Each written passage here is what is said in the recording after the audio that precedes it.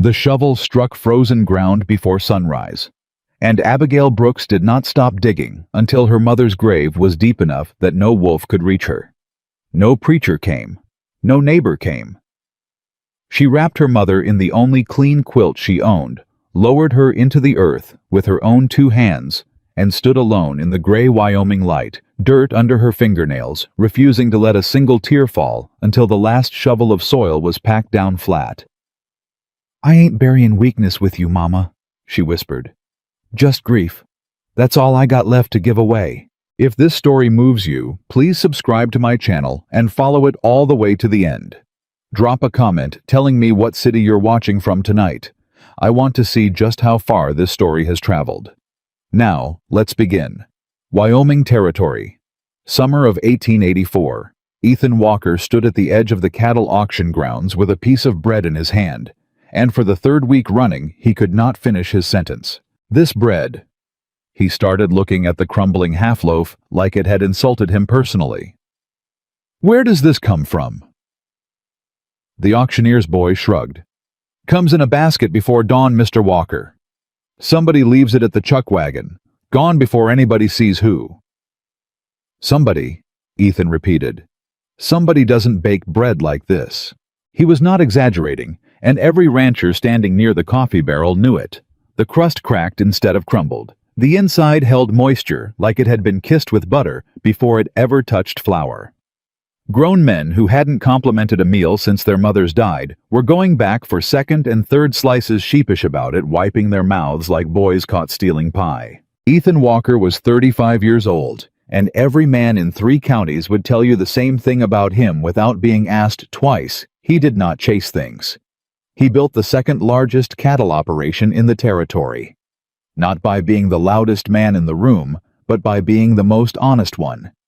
He paid fair wages before fair wages were fashionable. He shook hands instead of signing contracts, and men still honored those handshakes 5 years later, because breaking one with Ethan Walker meant something in this territory.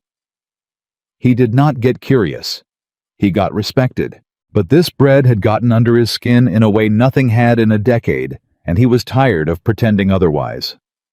"Rusty," he said to the boy, "next time that basket shows up, I want you waking me. Doesn't matter the hour." "Yes, sir." The basket never showed up while Ethan was watching. It arrived at 4 in the morning, vanished with the dawn wind, and by the time Ethan swung out of his bedroll and pulled his boots on, all that remained was the smell of it drifting over the corral fence like a taunt. He decided on the 4th week that he would simply ask. "Hey." The mercantile owner, a heavy-set man named Pruitt, with a waxed mustache and an opinion on everything, laughed before Ethan finished his question. "The bread, Mr. Walker. Half this town's been asking that since spring. I sell flour to near every household from here to the Sweetwater crossing, and not one of them bakes like that. I'd know my own flour if I tasted it come back to me." "Somebody's buying flour somewhere," Ethan said, "or growing her own wheat and milling it by hand, which is a fool's labor. Nobody does anymore, not with a mill 2 miles out." Pruitt shook his head. "Whoever she is, and it's got to be a woman, no man alive has that kind of patience. She's not buying anything from anybody in this town. She's a ghost, Mr. Walker. A very talented ghost." Ethan tipped his hat and left the mercantile with less than he came in with. The hotel owner, a widow named Constance Hale, who ran the only respectable boarding house on Main Street, was more direct. "You're asking the wrong question, Mr. Walker." "How's that?" "You're asking who bakes the bread. You ought to be asking who'd want to hide from a town this small." Constance folded a tablecloth with sharp, practiced motions. "Because whoever she is, she's choosing to stay hidden. That basket doesn't show up by accident. Somebody who wanted credit would have signed her name to it by now and doubled her prices. This woman wants something else." "What's that?" "To be left alone, probably. Lord knows this town's given plenty of women reason to want that." Ethan frowned. "You know something you're not saying, Mrs. Hale." "I know plenty I'm not saying. It's how a widow keeps her boarding house full." She looked at him now, steady. "But I'll tell you this much because I like you, Ethan Walker, and because I think you're chasing something more than bread. Ask the church women. They gossip meaner than anyone, but they also notice things nobody else bothers to. The church women noticed things all right, and what they noticed came out sharp enough to cut. "Oh, I know who you mean," said Mrs. Orletta Sims, arms crossed over her chest, like she was guarding a secret she didn't particularly want to keep. "There's a woman living out past Miller's Creek alone in some kind of dugout in the hillside. Nobody goes out there." "Why not?" "Because she's—" Mrs. Sims hesitated, glancing at the other women gathered around the quilting frame, and something passed between them, an agreement not to say a thing plainly. "Well, she's a large woman, Mr. Walker, heavy set. And she keeps to herself, which some folks find peculiar in a woman her size, living alone like that, with no husband, no family that anyone's seen." "You're telling me a woman lives alone out past Miller's Creek?" "I'm telling you nobody bothers with her. She showed up maybe 3 years back, bought that useless scrap of hillside nobody wanted for pennies, and has kept to herself ever since. Comes to town maybe once a month for supplies, speaks to no one, leaves before dark." Another woman younger chimed in without looking up from her needlework. "My husband says she does the work of 2 men out there, chops her own wood, hauls her own water. Built herself some kind of oven out of clay, if you can believe such a thing." "An oven," Ethan said slowly. Mrs. Sims sniffed.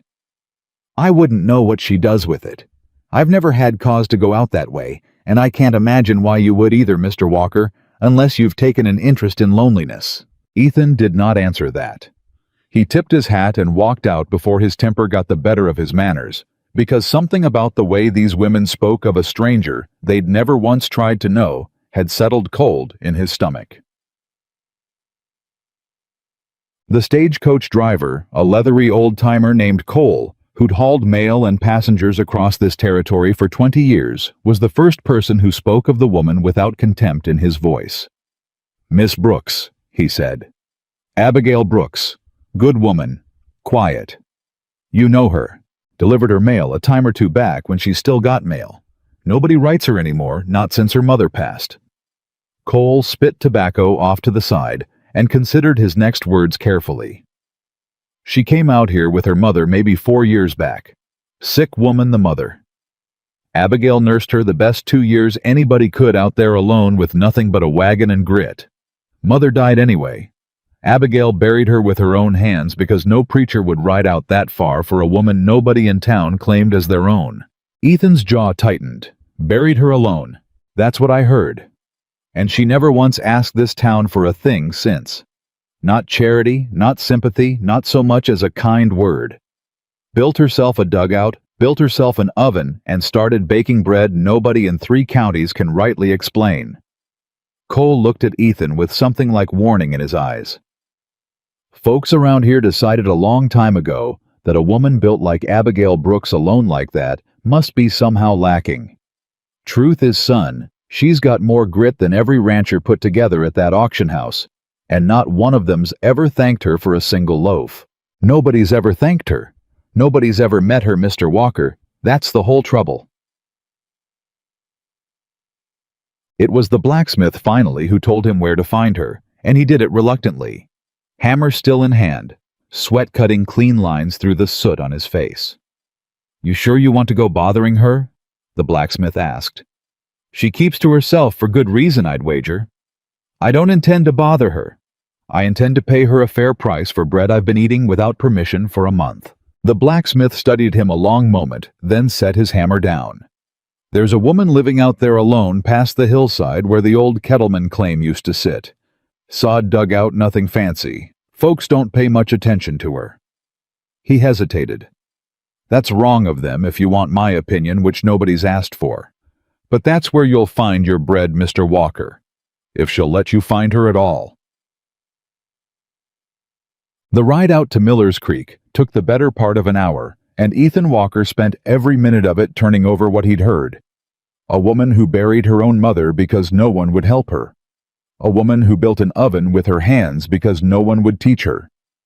A woman the whole town had decided wasn't worth knowing before they'd ever exchanged a word with her. He did not know what he expected to find on that hillside. He only knew that by the time the dugout came into view, half sunk into the earth with a chimney of stacked stone, rising crooked from its roof. Something in his chest had gone tight and expectant, in a way he didn't have a name for. She was outside when he arrived, kneeling before a clay oven she had clearly built herself, feeding it wood with the kind of economical practiced movements that came from years of doing a thing alone because no one else would do it beside you. She wore a faded cotton dress, dusted white with flower sleeves rolled to her elbows, her auburn hair escaping in damp strands from beneath a plain bonnet. She did not hear him approach until his horse nickered, and when she turned, her whole body went rigid with the particular wariness of someone who had learned that visitors rarely meant good news. "Can I help you?" she asked. Her voice was steady, but her hand had drifted to the handle of the oven rake, not raised, not threatening, just close enough to reach. Ethan swung down from his horse and removed his hat. "Ma'am, my name's Ethan Walker. I run cattle out past the North Range." "I know who you are, Mr. Walker. Half the territory knows who you are." Her eyes narrowed slightly. "What I don't know is what business the second largest ranch in this territory has out here." "Bread," he said simply. "I've been eating your bread every week at the cattle auction for a month, and I never once paid you a fair cent for it. I aim to fix that." Something flickered across her face. Surprise, maybe? Or suspicion that surprise was even possible before she covered it. "The bread isn't for sale, Mr. Walker." "Everybody's got to eat, ma'am. Everybody's got to earn a living doing it." "I earn my living just fine, giving bread away for free at 4 in the morning and vanishing before anyone can thank you." "That's not earning a living, ma'am. That's hiding." The words came out sharper than he intended, and he watched them land. Abigail's spine straightened. Her chin lifted, and for a moment he thought she might order him off her land entirely.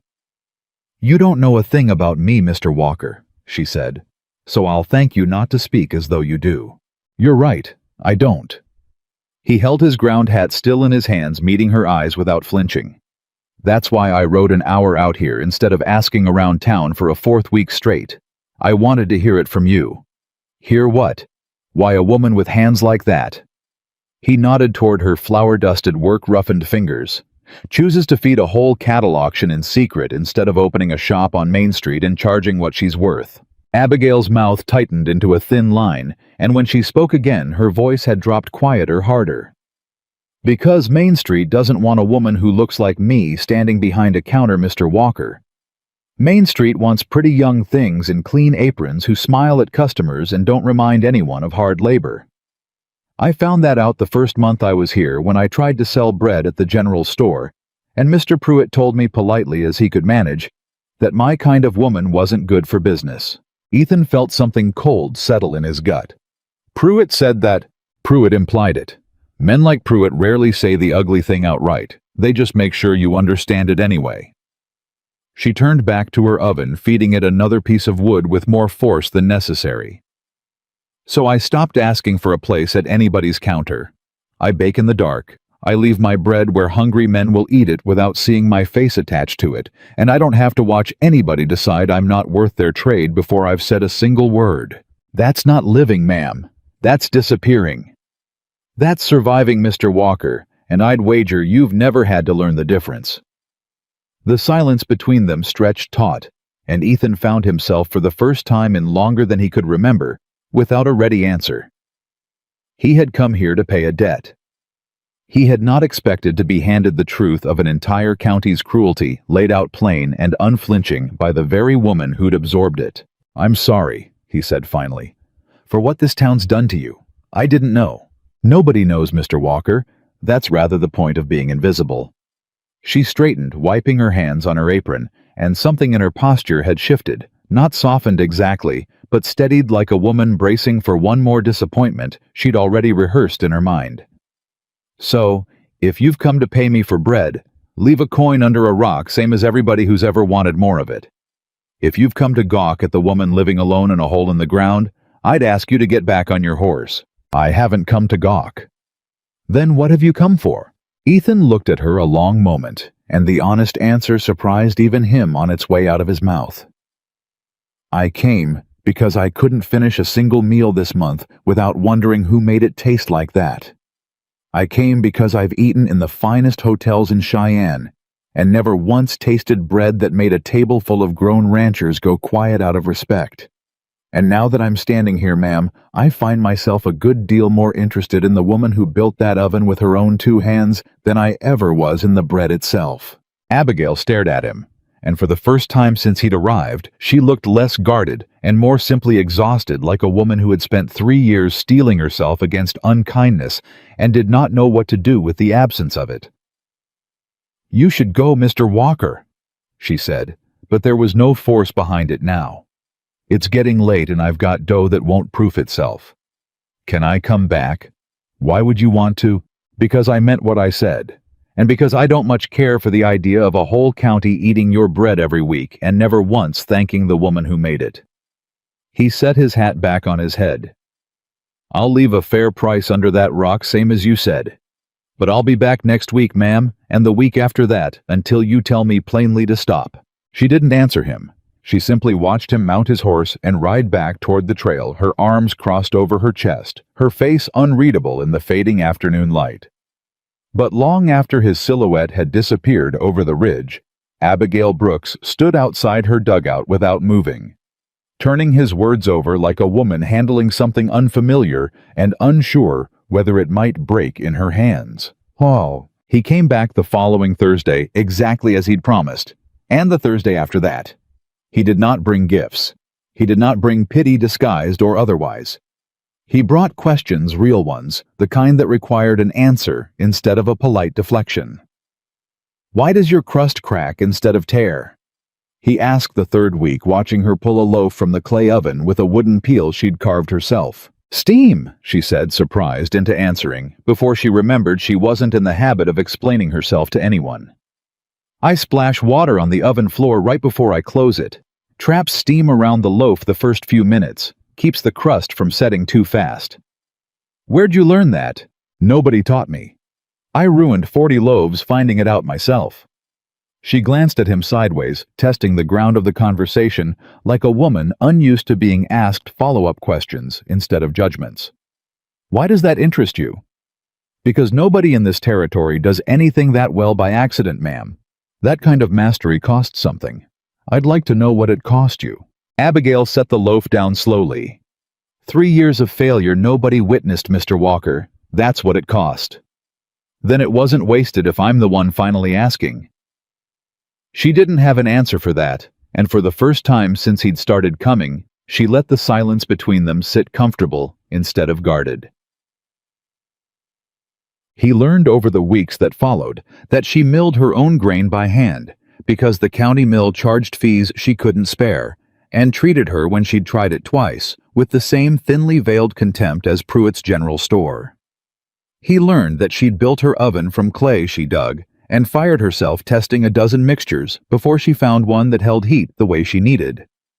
He learned that her mother had been a baker back in Ohio before illness took the family west, chasing a cure that never came, and that everything Abigail knew she'd learned first at her mother's side, and then, after her mother's hands grew too weak to hold a spoon entirely alone. "She died in the spring," Abigail told him one evening, feeding wood into the oven with the same steady hands she used for everything. 2 years back now. I dug the grave myself, wrapped her in the only quilt we had left that wasn't threadbare. There wasn't a preacher in this county willing to ride out for a woman nobody in town had ever bothered to meet. "I'm sorry," Ethan said, and meant it with a weight that surprised him. "Don't be sorry for me, Mr. Walker. Be sorry for a town that decided a grieving woman wasn't worth a half-day's ride." She wiped her hands on her apron, jaw tight. "I buried her at dawn so I wouldn't have to explain to anyone why nobody came. Told myself grief was the only thing I was allowed to carry that day. Everything else I had to set down and keep working because the wheat doesn't wait for a woman to finish mourning." Ethan was quiet a long moment, watching her feed the fire with the same unflinching discipline she must have used to dig that grave alone. "You didn't deserve that," he said finally. "None of it. Not the town ignoring you, not the mill cheating you, not a single day of it. Deserving's got nothing to do with what a woman gets in this territory, Mr. Walker. I learned that a long time before I ever came west." She looked at him, then steady, unflinching, daring him to argue. I stopped waiting for what I deserved. I started building what I needed instead. That's the most remarkable thing I've ever heard a person say. It's the only thing that's kept me alive out here. The town noticed his visits before either of them expected it to, and the noticing came as it always did in a place this small, dressed up as concern for his reputation.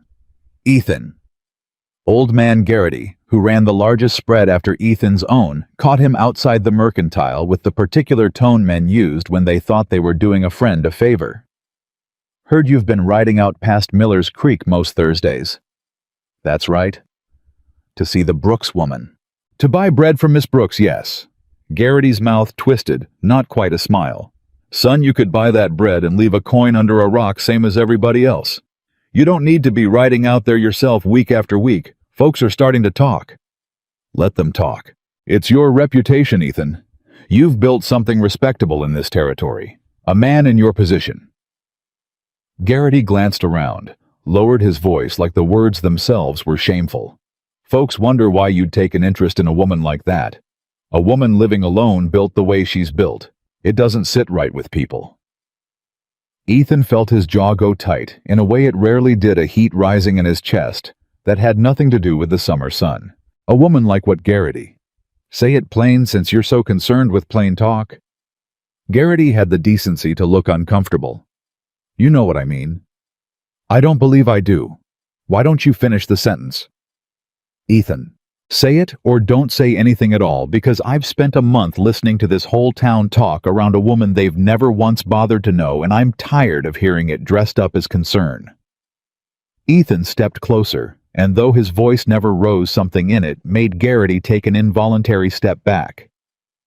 Abigail Brooks buried her own mother with her own two hands, because not one soul in this town rode out to help her. She built an oven from clay she dug herself, because nobody would teach her different.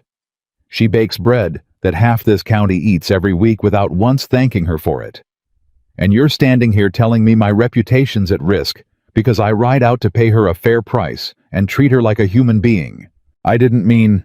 I know exactly what you meant. Ethan straightened his hat, voice finally cooling, though nothing about his eyes had softened.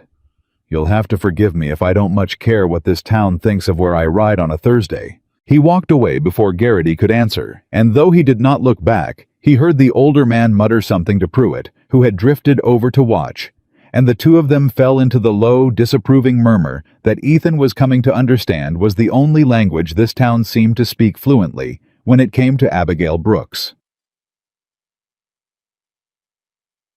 He told her about it the following week, not because he wanted her sympathy, but because he'd decided somewhere on the ride out that he was done keeping secrets from the one person in this territory who'd earned nothing but honesty from him. Garrity cornered me outside the mercantile, he said, watching her knead a mound of dough with practiced, powerful strokes. Wanted to know why I keep riding out here. Abigail didn't look up. And what did you tell him? I told him the truth.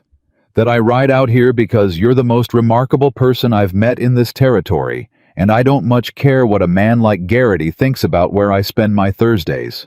Her hands stilled on the dough for just a moment before resuming their rhythm, and when she spoke, her voice had a careful, guarded edge to it that he was learning to recognize as the sound of a woman protecting herself from hope.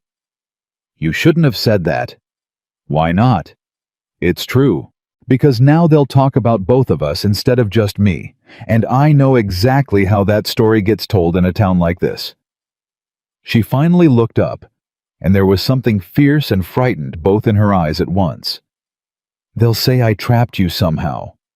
That a woman built like me couldn't possibly interest a man like you unless she'd schemed for it. They'll say I want your money, your name, your ranch.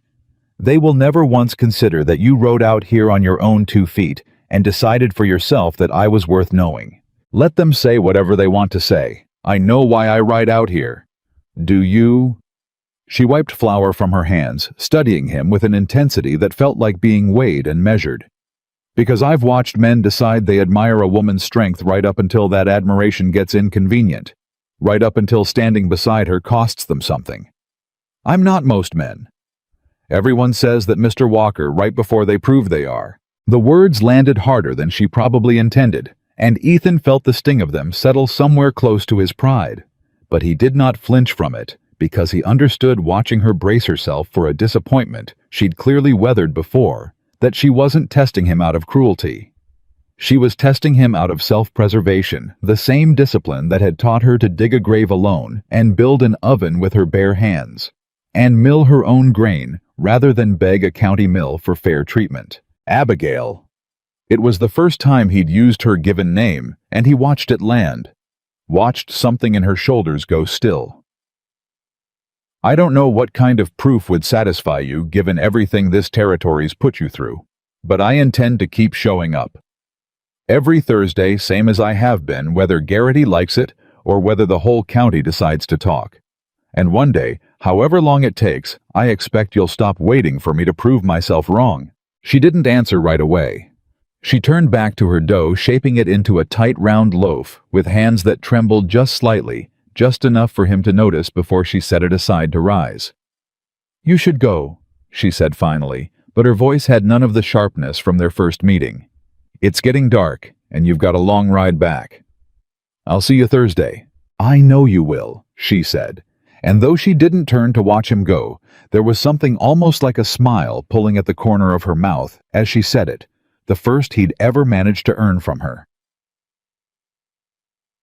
The rumors, once they started, did not stay contained to Garrity and Pruitt. By the time high summer settled over the territory, half the county seemed to have an opinion about Ethan Walker's Thursday rides out to Miller's Creek, and none of the opinions were kind to the woman on the receiving end of them. Church women whispered behind quilting frames about a respectable rancher, wasting his attention on the fat woman in the dugout. Ranch wives who'd never once offered Abigail a kind word speculated loudly at socials Ethan didn't attend about what a woman like that could possibly want from a man like Ethan Walker, except his money and his name. Abigail heard some of it directly on the rare occasions she still rode into town for supplies delivered with the particular cruelty of women who believed themselves too polite to say anything truly unkind, and so said it just quiet enough to pretend it hadn't been meant to wound. Bless her heart. She overheard one woman say to another outside the mercantile, not troubling to lower her voice as much as she believed she had, chasing after a man like Ethan Walker. As if he'd ever really, well, I suppose everyone's entitled to hope, even when hope's plainly foolish. Abigail did not turn around. She finished loading her flour and grain into the wagon, with steady, unhurried hands, climbed onto the seat, and rode back to Miller's Creek without a single tear falling, because she had promised herself, kneeling over her mother's grave 2 years before, that this town would never again see her break. But that night alone in her dugout with the fire burned low, she allowed herself for the first time in longer than she could remember to cry, not from the cruelty itself, which she'd long since grown a thick skin against, but from the terrible, unfamiliar fear that Ethan Walker might actually mean everything he'd been saying, and that believing him only to be proven a fool might be the one thing she wasn't strong enough to survive. She almost told him not to come back. She stood at the edge of her property the following Thursday, watching his horse crest the ridge in the distance, and something in her chest seized with the urge to send him away, before this went any further, before the whole territory's cruelty found some new, sharper way to punish her for daring to be seen. But when he swung down from his horse hat in hand and looked at her with the same steady, unflinching regard he'd shown her every week since the first something in her resolve cracked open instead of hardening. "You heard," he said. "It wasn't a question." "I heard." "And you were going to tell me not to come back." "I was considering it, yes." "What stopped you?" Abigail looked at him a long moment, weighing an honesty she'd guarded fiercely for 3 years against the terrifying possibility that this man, unlike every other soul in this county, might actually deserve it. "Because I'm tired, Mr. Walker," she said finally, "of letting this town decide what I'm allowed to want." Something shifted in Ethan's face, some tension he'd been carrying since Garrity cornered him outside the mercantile finally loosening. "Then let them talk. I'll keep riding out here every Thursday until the day you tell me plainly to stop, and I don't much think that day's coming." "You don't know that." "No," he agreed. "But I know you haven't sent me away yet." And for a woman who's spent 3 years running from this whole territory, that tells me something worth trusting. Abigail didn't answer him with words. She turned back toward her oven, feeding it fresh wood, with hands that had steadied since the ride into town 2 days before. The trouble arrived on a Tuesday, 3 days before Ethan was due back, in the shape of a thin man in a black coat who rode up to the dugout on a horse, too fine for honest work. Miss Brooks. He did not dismount. He looked down at her from the saddle the way a man looks at something he has already decided is beneath him. Silas Croft, I represent the Territorial Land Office. Abigail set down her hoe slowly. I know who you are, Mr. Croft. You collected my claim fee 3 years back. I did, and I've come to inform you there's a discrepancy in your filing. He produced a folded paper from inside his coat, holding it just out of her reach, close enough to see, but not to read. Seems your original claim was never properly recorded at the county seat. As it stands, this land is unclaimed. That's not possible. I paid the fee. I have the receipt. Receipts can be lost, Miss Brooks. Filings can be misplaced. These things happen. Croft's mouth curved into something that wasn't quite a smile. Fortunately, I represent a buyer willing to make you a fair offer for whatever improvements you've made here. The oven, the dugout. Say $20, and you can be on your way before the confusion becomes a legal matter. $20. Abigail's voice had gone flat and dangerous. You want to hand 3 years of my life to some buyer for $20. I want to save you the expense of a land dispute you cannot win, Miss Brooks. A woman alone, no husband, no family to speak for her. The county judge isn't known for sentiment. Croft finally swung down from his horse, and something about the ease of the motion, the casual certainty that she would simply yield, made Abigail's hand tighten around the hoe handle. Think on it. I'll be back in a week's time for your answer. He rode off without waiting for one, and Abigail stood in the yard long after the dust of his horse had settled, her receipt clutched in her hand, the paper gone soft and worn from 3 years of being kept safe against exactly this kind of day. She did not tell Ethan when he came Thursday. She meant to. She had rehearsed the words on the ride back from the mercantile in the quiet hours, feeding the oven in every spare moment since Croft's visit. But when Ethan swung down from his horse hat in hand, asking after her week with the same steady interest he always did, the words dried up in her throat. "You're quiet today," he said, watching her knead dough with more force than the recipe called for. "I'm tired. Abigail." He said her name the way he'd learned to, gently, like a question rather than a demand. "Something's wrong. I'd rather you told me than watch you carry it alone." She kept her eyes on the dough. "It's not your trouble to carry. Try me." So she told him about Croft, about the receipt, about $20, and a claim that had suddenly conveniently gone missing from county records after 3 years of silence.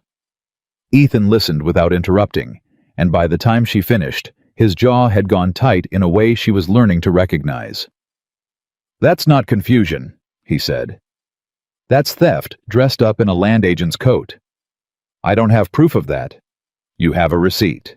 A receipt, Croft says, means nothing without the county filing to match it. Then we find the county filing." Ethan's voice was steady, certain the same voice he used when a cattle deal turned complicated, and men twice his age looked to him to settle it. "I know the clerk at the county seat. I've done business with him for a decade. If your claim was filed, there's a record of it somewhere, and Silas Croft is not the only man in this territory who knows how to read a ledger. Why would you do that? This isn't your fight." "It's not? No."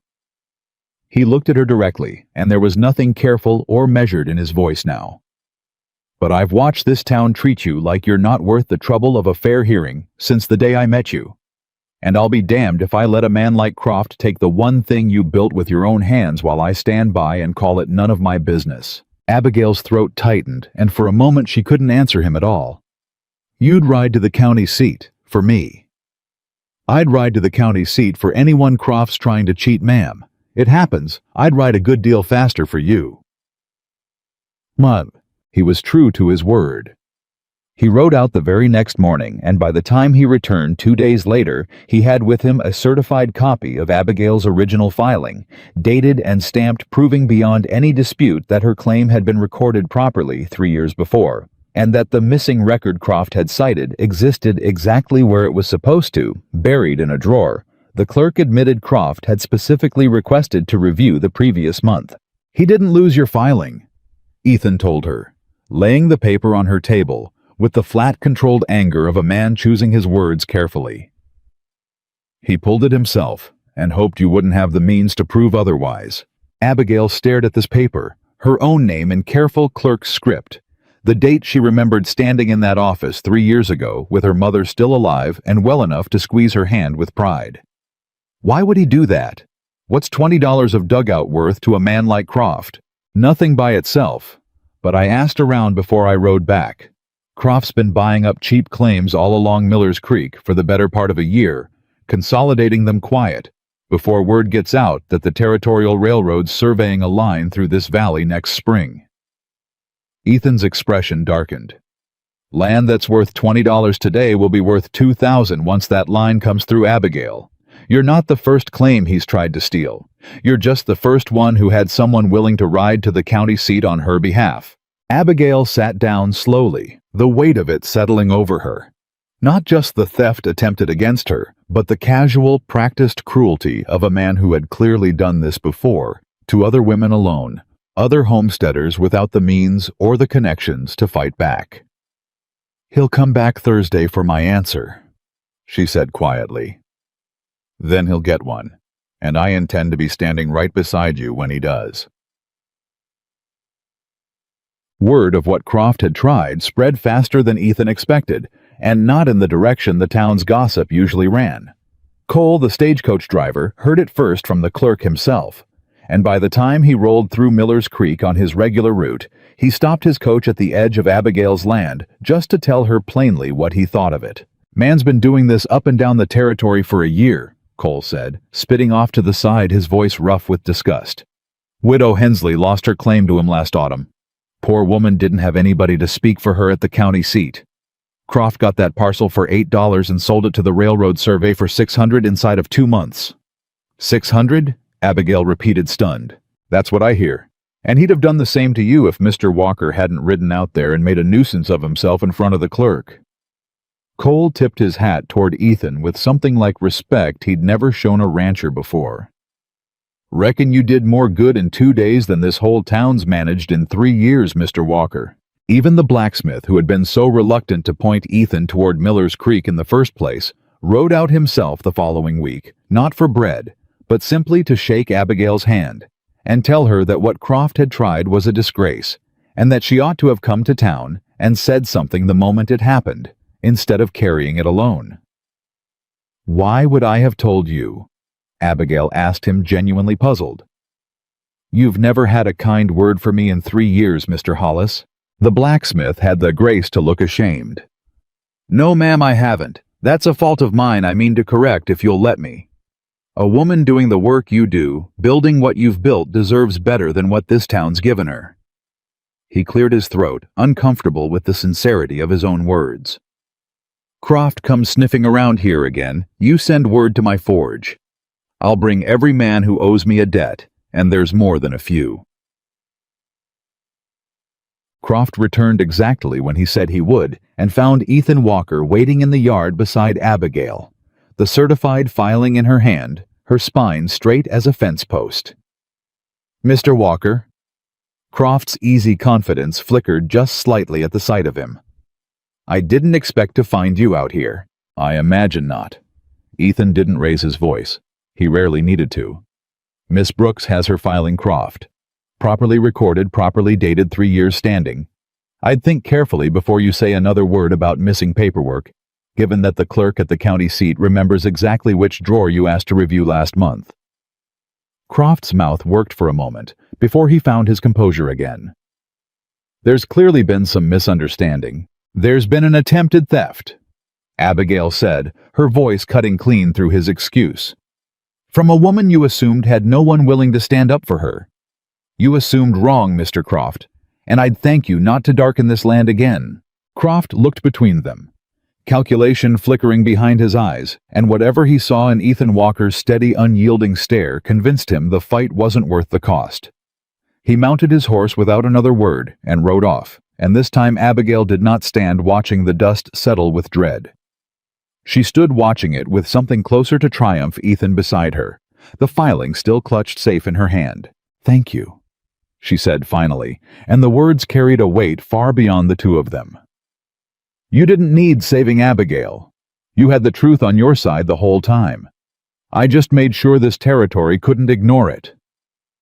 She looked at him, then really looked, and something settled in her chest that felt for the first time in 3 long years like the beginning of trust instead of the bracing for its betrayal.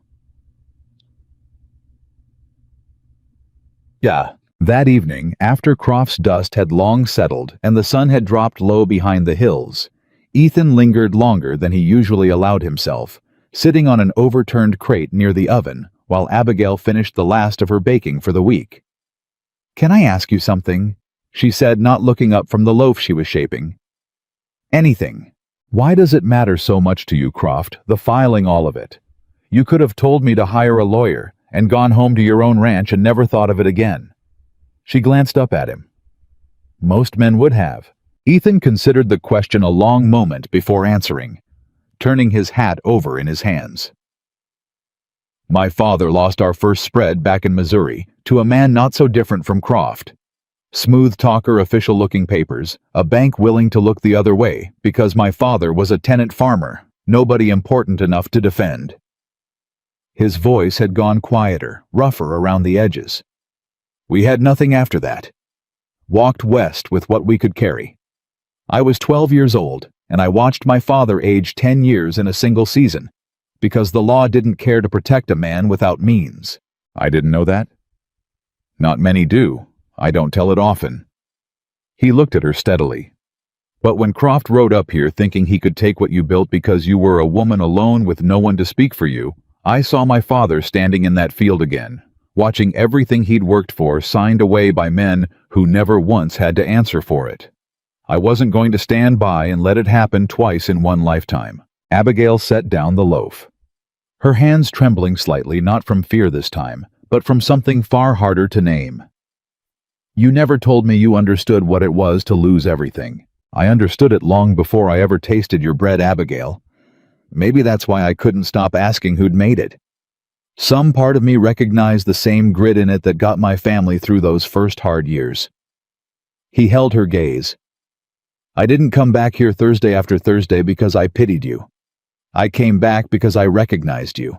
The fire caught bright and steady against the gathering dusk, and neither of them said another word about Croft or the town's gossip that evening. They simply worked side by side the way they had every Thursday since the first, and for the first time since her mother's death, Abigail Brooks allowed herself to believe that being seen might not always end in ruin.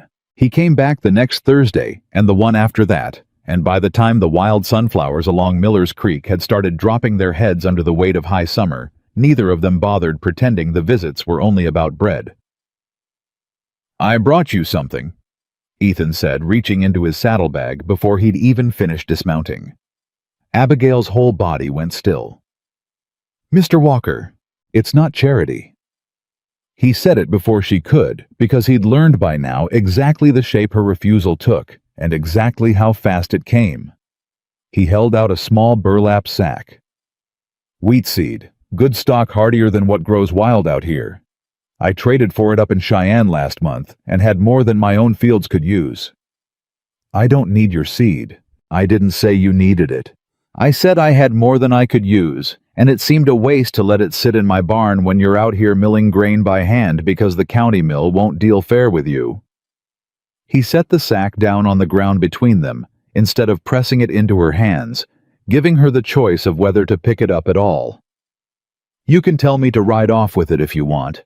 I'll understand." Abigail looked at the sack for a long moment, her jaw working some old and stubborn pride, wrestling with something newer and more fragile. "Why does it matter to you so much," she said finally, "whether I take help from anybody? It doesn't matter to me whether you take help. It matters to me that you get to choose same as anybody else does. That's all this is, Abigail. A choice, not a debt. She crouched down and picked up the sack, and something in her shoulders loosened just slightly, like she'd been braced for an argument that never came. "Thank you," she said, quiet, like the words still didn't come easy. "You're welcome." The wheat took to her soil faster than either of them expected, and by the second week of its planting, Ethan found himself out at Miller's Creek, not just on Thursdays, but slipping in an extra visit on Sundays too, telling himself each time that he only meant to check on the crop. You don't need to keep checking on wheat that's growing exactly the way wheat grows. Abigail told him one Sunday, arms crossed though there was no real heat behind it. "Maybe I like the ride. Maybe you like an excuse." "Maybe I do." He said it plainly without apology and watched a flush climb up her neck that had nothing to do with the summer heat. "Is that a problem, ma'am?" "I haven't decided yet." It was as close to teasing as either of them had come, and something eased between them that afternoon that hadn't been there before, an ease that came from weeks of showing up of small kept promises, stacking one on top of another, until trust started to feel less like a gamble and more like a habit. But not everyone in the territory was content to let that ease sit undisturbed. Garrity's wife hosted the county's midsummer social at the largest barn outside town, the kind of gathering where every rancher of consequence showed his face whether he wanted to or not. And Ethan Walker's absence from 3 consecutive Thursdays of county business had not gone unnoticed by the men who ran cattle beside him. "You'll come this year?" Garrity said, cornering him at the feed store, with the particular insistence of a man who'd already decided the matter. "My wife's invited the Ashford girls up from Laramie. Fine family, respectable stock. Eleanor Ashford in particular has asked after you more than once." "I don't recall giving her reason to." "You don't need to give a woman like Eleanor Ashford reason." "Ethan, you need to give her opportunity. She's refined, well-mannered, comes from money that matches your own. The kind of match that builds something instead of—" Garrity caught himself, but not fast enough. "Instead of what, Garrity?" "Instead of whatever it is you're doing out at Miller's Creek." The old man's voice had lost its careful diplomacy. "Son, I like you. I've watched you build something real in this territory, and I'd hate to see you throw your standing away on a woman who'll never be received in polite company, no matter how fine her bread tastes." Ethan's hands went still on the sack of feed he'd been loading. "Say her name." "What?" "Miss Brooks. Abigail Brooks. Say her name, Garrity, instead of talking around her like she's some kind of shameful secret. You're too delicate to speak plain." Garrity's mouth thinned. "Fine. Abigail Brooks will never be received in polite company. Is that plain enough for you?" "It's plain enough to tell me everything I need to know about the company you keep." Ethan hefted the feed sack onto his shoulder. "I'll come to your wife's social, Garrity, since you're so set on it. But I'll tell you now, so you're not surprised later, I don't intend to spend the evening courting Eleanor Ashford." He told Abigail about the social the following Thursday, watching her face carefully for whatever reaction might cross it, and what he found instead of jealousy or hurt was something far more guarded, a kind of weary resignation, like a woman watching a familiar storm gather on the horizon. "You should go," she said, kneading dough with more force than the recipe called for. "Eleanor Ashford's a fine match from what I hear. Refined family." "I don't want a fine match, Abigail. I want—" "Don't." She said it sharply, cutting him off before he could finish, and when she looked up at him, there was something close to fear in her eyes. "Don't say something you haven't thought all the way through, Mr. Walker. Not here. Not because you're angry at Garrity for saying an ugly thing out loud. This isn't about Garrity, isn't it? Because it seems to me every time this town pushes at you, you push back twice as hard in my direction, and I can't tell anymore whether that's because you mean it or because you're too proud to let them win." The accusation landed harder than she probably meant it to, and Ethan felt his jaw tighten, not with anger at her, but with the uncomfortable recognition that she wasn't entirely wrong to ask the question. He had spent a lifetime being the man who didn't back down once he'd taken a position. He needed suddenly and urgently to prove to himself as much as to her that this wasn't stubbornness dressed up as devotion. "You're right to ask that," he said finally. "So let me answer it plain. I don't ride out here because Garrity told me not to. I rode out here the first time before Garrity ever said a word against you, back when it was only bread I thought I wanted. Everything since then, every Thursday, every question I've asked you, every hour I've spent standing in this yard instead of tending my own ranch that's got nothing to do with proving a point to a man I don't much respect. That's got to do with you." Abigail's hands had stilled on the dough entirely now, and when she spoke, her voice had dropped to something barely above a whisper. "You don't know what you're asking for, Ethan. A woman like me standing beside a man like you at a county social, they'll tear us both apart with their tongues, and this time it won't just be whispers behind quilting frames. It'll be to your face in front of every rancher whose respect you've spent a decade earning. Let them tear at whatever they want. I've weathered worse than gossip." "Have you?" Her eyes searched his face, looking for the crack, the flinch, the moment his resolve might show its limits. "Because I've weathered 3 years of it, Ethan, and I can tell you it doesn't get easier. It just gets quieter until you stop expecting anything different. Then let me be something different." The social arrived on a Saturday evening, thick with heat lanterns strung between the barn rafters, fiddle music spilling out into the yard, where wagons and buggies stood parked in careful rows. Ethan arrived alone in his good coat, and made his way through the crowd with the deliberate calm of a man who had already decided how the evening would go, regardless of what anyone else had planned for him. Eleanor Ashford found him within the first quarter hour, exactly as Garrity's wife had clearly orchestrated, a pretty young woman in blue silk with careful curls and a practiced smile. "Mr. Walker, I've heard so much about you." "Miss Ashford." He gave her a polite nod, nothing more. "I hope you're enjoying the evening." "I would enjoy it a great deal more with better company." Her smile sharpened expectant, and Ethan understood exactly what invitation she was extending. "I'm sure you'll find plenty of good company here tonight, Miss Ashford. This territory's got no shortage of eligible men eager to make your acquaintance." Something flickered across her face, surprise then the first edge of insult before she recovered her composure. "I was given to understand you might be looking for exactly that kind of acquaintance yourself. You were given wrong information then, and I'd wager I know exactly who gave it to you." Ethan kept his tone even courteous, but there was no mistaking the finality in it. "I hope you'll forgive me for not obliging whatever arrangement's been made on my behalf." He left her standing there, cheeks flushed with embarrassment she'd clearly never expected to wear in public, and made his way toward the punch table where Garrity stood watching the whole exchange with poorly concealed irritation. "That was rude, Ethan." "That was honest, Garrity. There's a difference, though. I understand it might be unfamiliar to you." Word of the exchange traveled through the barn faster than the fiddle music, and by the time Ethan found himself standing near the open barn doors an hour later, he could feel the weight of eyes on him, the low murmur of speculation following him wherever he moved. "Mr. Walker." Constance Hale approached him with a cup of punch. She hadn't asked if he wanted her expression unreadable. "You've caused quite a stir tonight." "Wasn't my intention." "Wasn't it?" She studied him a moment. "You could have simply danced with Eleanor Ashford, once been polite, avoided the whole scene. Instead, you humiliated Garrity's chosen match in front of half the county." "I didn't humiliate anybody. I told the truth.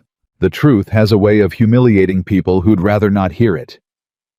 Constance's mouth curved, not quite a smile, something more complicated. "For what it's worth, Mr. Walker, I don't think you're a fool. I think you know exactly what you're risking, and you've decided it's worth the cost anyway. That's rarer than you'd think in men your age with your standing." "What would you have me do instead?" "Nothing different than what you're already doing. I'm simply telling you I noticed, and I don't think you're wrong to do it." She glanced toward the barn doors, where a few of the ranch wives had gathered in a tight, whispering knot, watching him with open curiosity. "Just be prepared, Mr. Walker. This territory doesn't forgive a man easily for choosing differently than it expects him to." "Jag."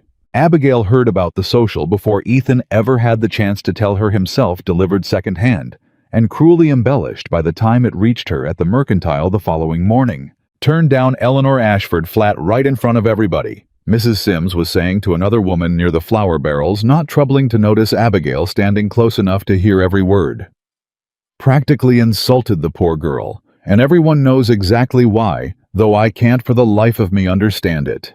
A man like Ethan Walker throwing away a match like that. For the woman out at Miller's Creek, from what I hear. Well, I suppose some men simply lose their good sense entirely. It happens. Though I'd have thought a man of his standing would have more pride than to let a woman like that make a fool of him in front of the whole county." Abigail set down the sack of flour she'd been holding, with hands that had gone unsteady, and walked out of the Mercantile without buying a single thing.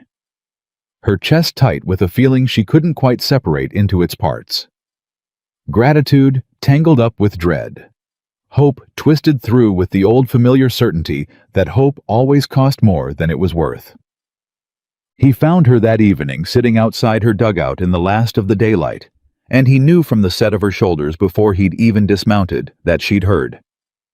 "You didn't have to do that," she said, not looking at him. "Turn Eleanor Ashford away like that. In front of everybody." "I didn't do it for you, Abigail. I did it because I had no interest in her, and pretending otherwise would have been a lie to her as much as to myself." "That's not how the whole county's telling it." "I don't much care how the whole county tells it." He sat down on the ground beside her, close but not touching, giving her the space she'd need if she wanted to pull away. "I care how you're telling it to yourself right now, sitting out here alone, instead of riding into town to hear the rest of the gossip." Abigail was quiet a long moment, her hands twisted together in her lap. "I'm telling myself that this is the part where it stops being harmless, where it stops being a rancher paying fair price for bread and starts being something the whole territory decides it has a right to punish. Let them try." "That's easy for you to say, Ethan. You've got a ranch, a reputation, men who respect you regardless of what gossip says. What do I have if this goes wrong?" A dugout on land. Croft already tried to steal once. A town that spent 3 years deciding I'm not worth their kindness. If you walk away from this, if the pressure gets to be too much, if your investors start asking questions, if Garrity keeps pushing, I'm the one left standing here with nothing, same as I've always been standing here with nothing. The fear in her voice was raw, in a way he hadn't heard from her before, not even when Croft had threatened her land, and Ethan understood, sitting beside her in the fading light, that this was the truest thing she'd told him. Yet not her strength, which she wore like armor, but the terror underneath it, the cost of hoping in a world that had never once rewarded her for it. "I'm not walking away," he said, quiet and certain. "Not from Garrity, not from gossip, not from investors who've got opinions about where I spend my Thursdays. I told you once I intended to keep showing up until you told me plainly to stop, and I meant it then, same as I mean it now. You don't know what it costs yet, not really. Tonight was just the beginning. Then let it cost me. I've built enough in this territory that I can afford to lose some of it, defending something worth defending." He turned to look at her fully now. "You're worth defending, Abigail. I don't say that to flatter you. I say it because it's true, and because I think somewhere along the way, this territory convinced you that you weren't, and I intend to spend as long as it takes proving that wrong." Abigail's breath caught, and for a long moment, neither of them spoke. The only sound the crackle of the banked oven fire and the distant call of a nighthawk somewhere over the ridge. The pressure Ethan had promised to weather arrived faster than even he expected. 3 days after the social, his foreman found him in the barn with a letter that had come by rider from the Territorial Bank in Cheyenne, and the careful formal language of it did nothing to soften what it was actually saying. "Dear Mr. Walker, it has come to the attention of this institution that certain personal associations may affect the standing of your account and the confidence of investors currently financing the expansion of your northern range. We would welcome the opportunity to discuss these matters at your earliest convenience." "They're talking about Abigail," Ethan said flatly, reading it a second time like the words might change. "Sounds that way, boss." His foreman, a weathered man named Briggs, who'd worked the ranch for a decade, shifted uncomfortably. Word travels fast in a territory this size. Banks got investors up in Cheyenne who don't take kindly to anything that smells like scandal, even secondhand.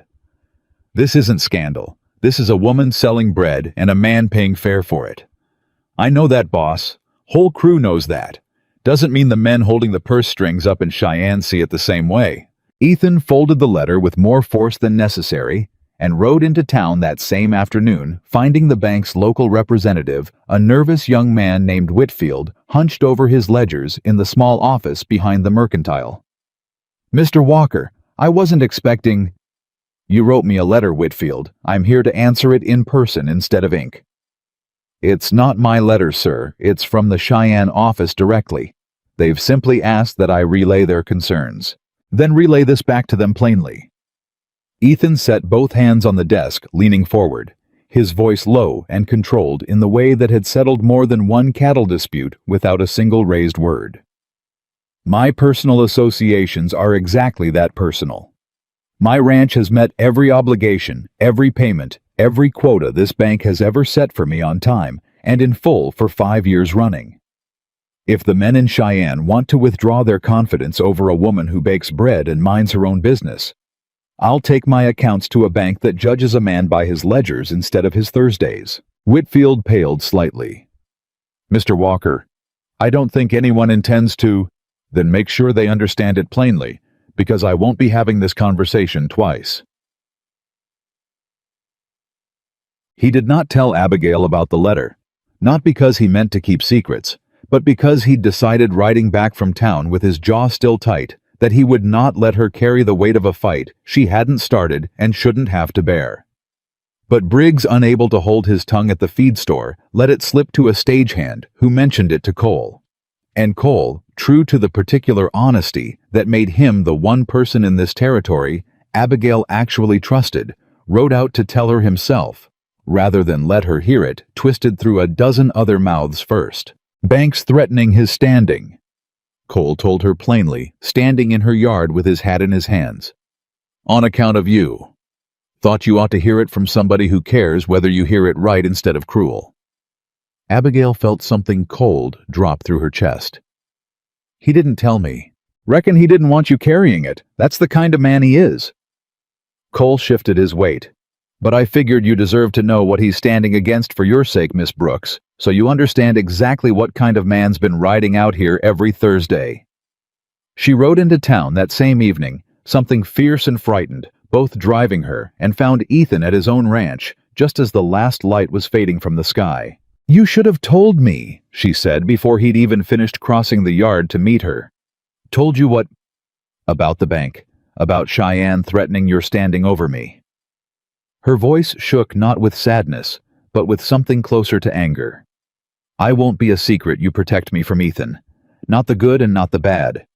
If this is costing you something, I have a right to know exactly what." Ethan was quiet a moment, studying her in the fading light, and something in his expression softened, even as his voice stayed steady. "You're right. I should have told you. I didn't want you thinking you had to fix a fight that isn't yours to fix. It became mine the moment they named me in that letter. Then I'll tell you exactly what I told Whitfield. My accounts are in good standing.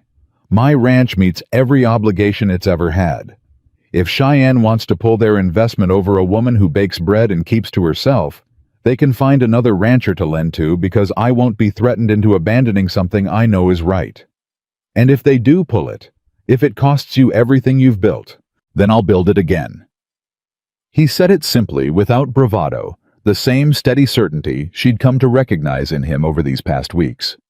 "I built this ranch once from nothing but a handshake and hard work. I expect I could do it a second time if it came to that. What I couldn't rebuild, Abigail, is the man I'd be if I let a bank in Cheyenne decide who I'm allowed to care about." Abigail's eyes filled, and for the first time since he'd known her, she let him see it. Not the careful, guarded strength she wore like armor, but the raw, unpolished fear and hope tangled together underneath it. "I'm frightened." She admitted the words costing her something visible. "Not for me. I've weathered worse than gossip. I'm frightened for you watching everything you've built put at risk because of a choice you keep making over and over to stand beside a woman this territory decided wasn't worth the trouble. Then let me make the choice easier for both of us. He stepped close enough now that she had to tilt her head to meet his eyes. I'm not choosing you despite the cost, Abigail. I'm choosing you because everything I've learned about you these past weeks has convinced me you're worth whatever it costs. The bank's threat in the end did not materialize into anything worse than the letter itself.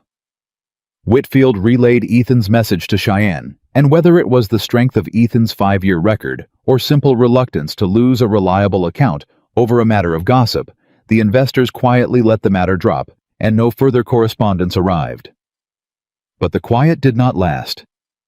10 days after the social Pruitt refused to sell Abigail flour, she stood at the mercantile counter with her coin in hand, the same routine she'd followed for 3 years, and watched Pruitt's face arrange itself into an expression of manufactured regret that fooled no one.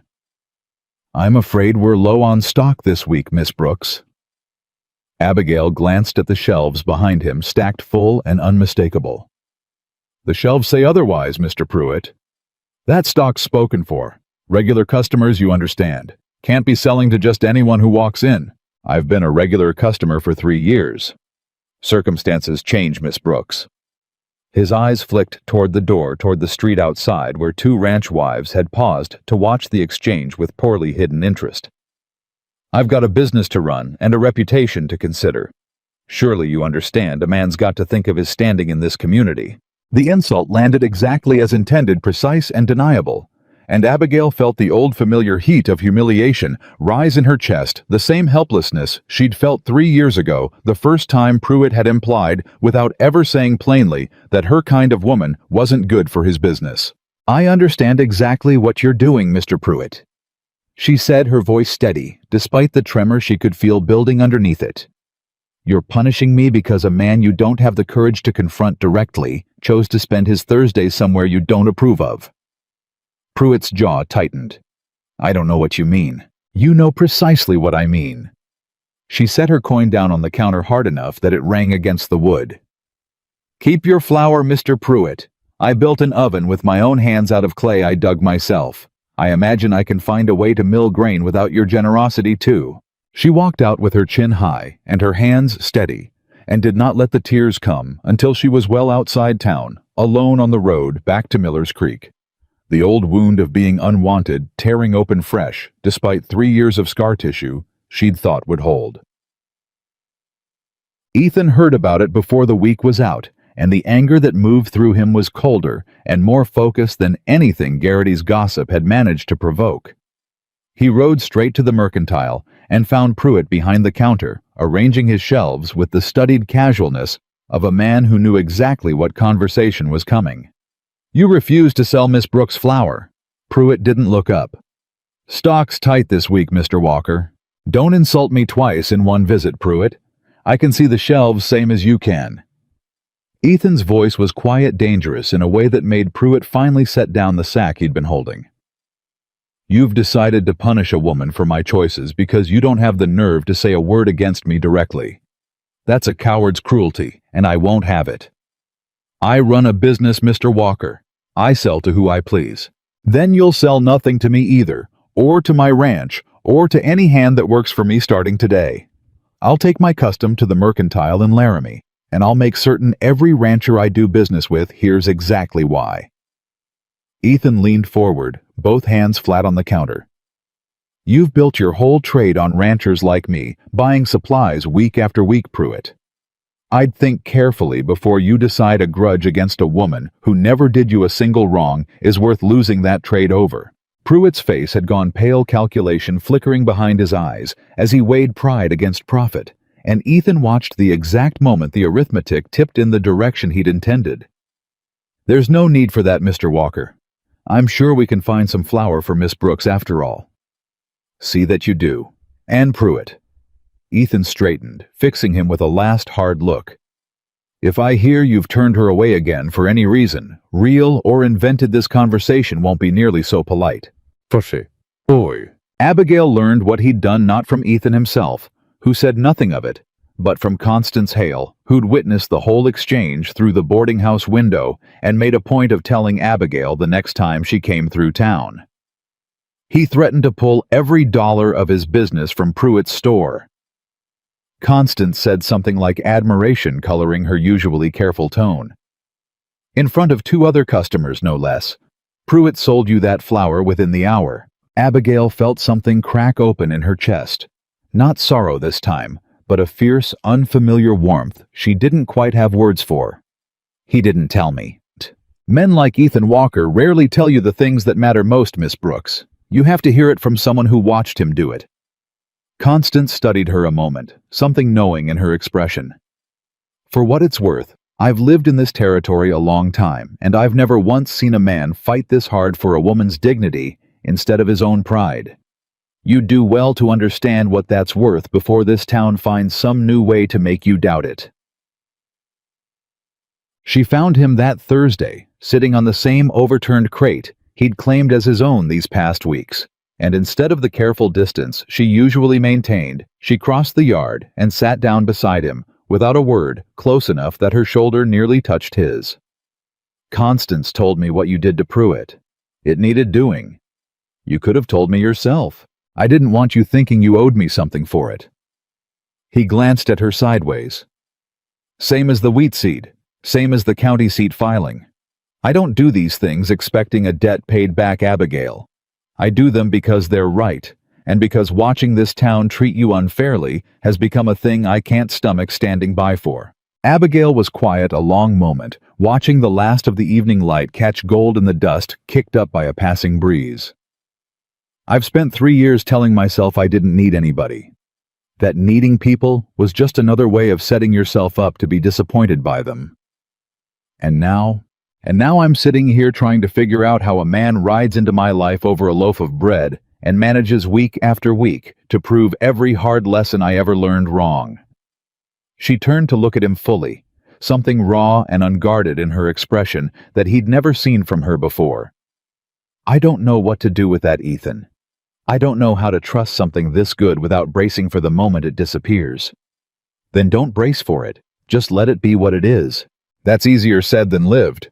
I know. He reached over slow enough that she could pull away if she wanted to, and took her hand in his rough palm against rough palm flower. Dusted fingers against calloused ones. 2 people who'd both built everything they had with their own 2 hands, finally letting those hands rest together instead of working alone. But I intend to keep proving it to you Thursday after Thursday for as long as it takes. Abigail did not pull away. She sat there in the fading light, her hand in his, the oven fire burning low behind them, and let herself for the first time in 3 long years simply feel something good without waiting for the ground to fall out from under it.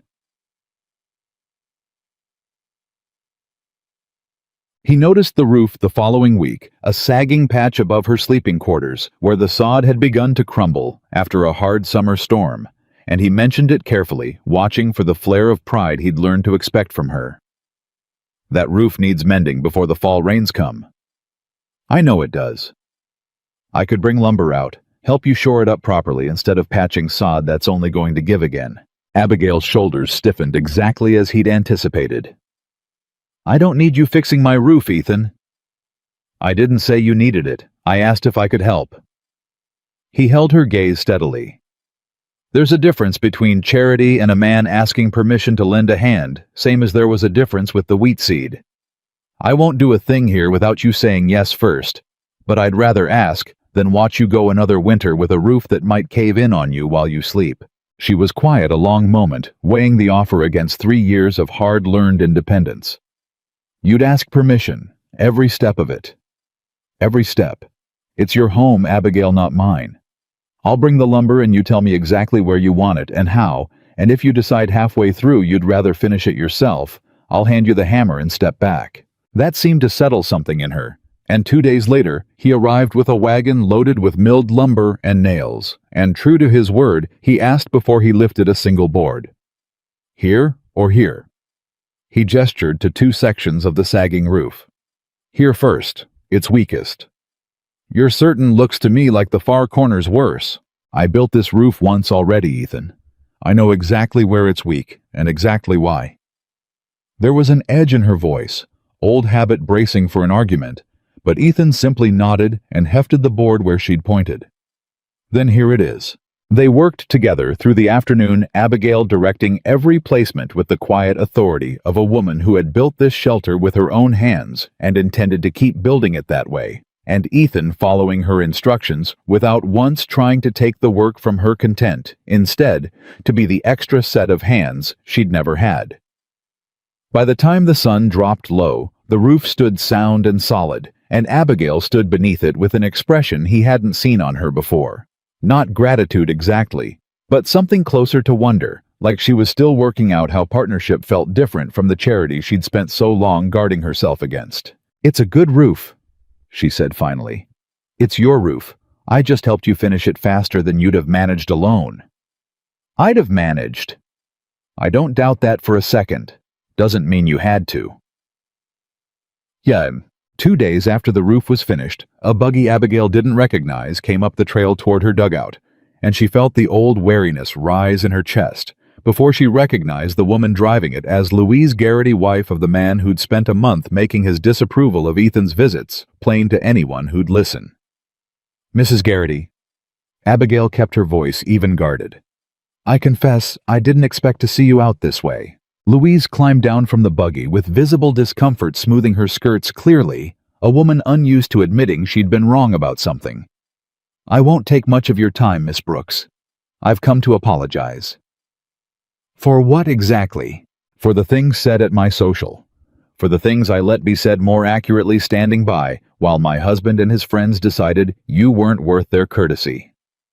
Louise's chin lifted, some private battle with her own pride playing out across her face. "I watched Ethan Walker stand up to my husband, and to Pruitt, and to a bank in Cheyenne, all on your behalf, and it made me ask myself a question I hadn't bothered asking in 3 years, what exactly you'd done to deserve the treatment this town gave you. I couldn't find a single answer that made sense of it." Abigail said nothing for a moment, unsure how to receive an apology from a woman who'd never once offered her a kind word in 3 years of shared county. "I baked bread," she said finally. "That's all I ever did to this town. I baked bread and kept to myself, and buried my mother without asking anyone for help I already knew wouldn't come. I know that now. I should have known it sooner." Louise held out a small basket. "Preserves, my own recipe. It isn't much, and I understand if you'd rather I kept it given everything. But I wanted you to know that not everyone in this county is as small-minded as my husband's friends, even if it's taken me far too long to prove it." Abigail took the basket slowly, something loosening in her chest that she hadn't expected. "Thank you, Mrs. Garrity." "Louise, please. I think we're past formalities given how thoroughly my husband's embarrassed himself in front of you." A faint wry smile crossed her face. "For what it's worth, Miss Brooks, I've never seen a man fight the way Ethan Walker's fought for you. My own husband wouldn't cross the street for me, and we've been married 18 years. Whatever you've got with that man, I'd hold on to it. It's rarer than this territory deserves." Word of Ethan's confrontation with Pruitt spread through the territory faster than any gossip about Thursday visits ever had, but the shape of the story changed as it traveled. Not scandal this time, but something closer to reluctant respect. Men who'd never spoken a word to Abigail began nodding to her when she passed on the road. A rancher's wife she'd never met left a jar of preserves at her fence, with no note attached. No explanation offered, just a small silent gesture that Abigail understood exactly for what it was. Not everyone softened. Mrs. Sims still whispered behind quilting frames, and Garrity still greeted Ethan with the stiff politeness of a man nursing a grudge he wasn't quite bold enough to voice again.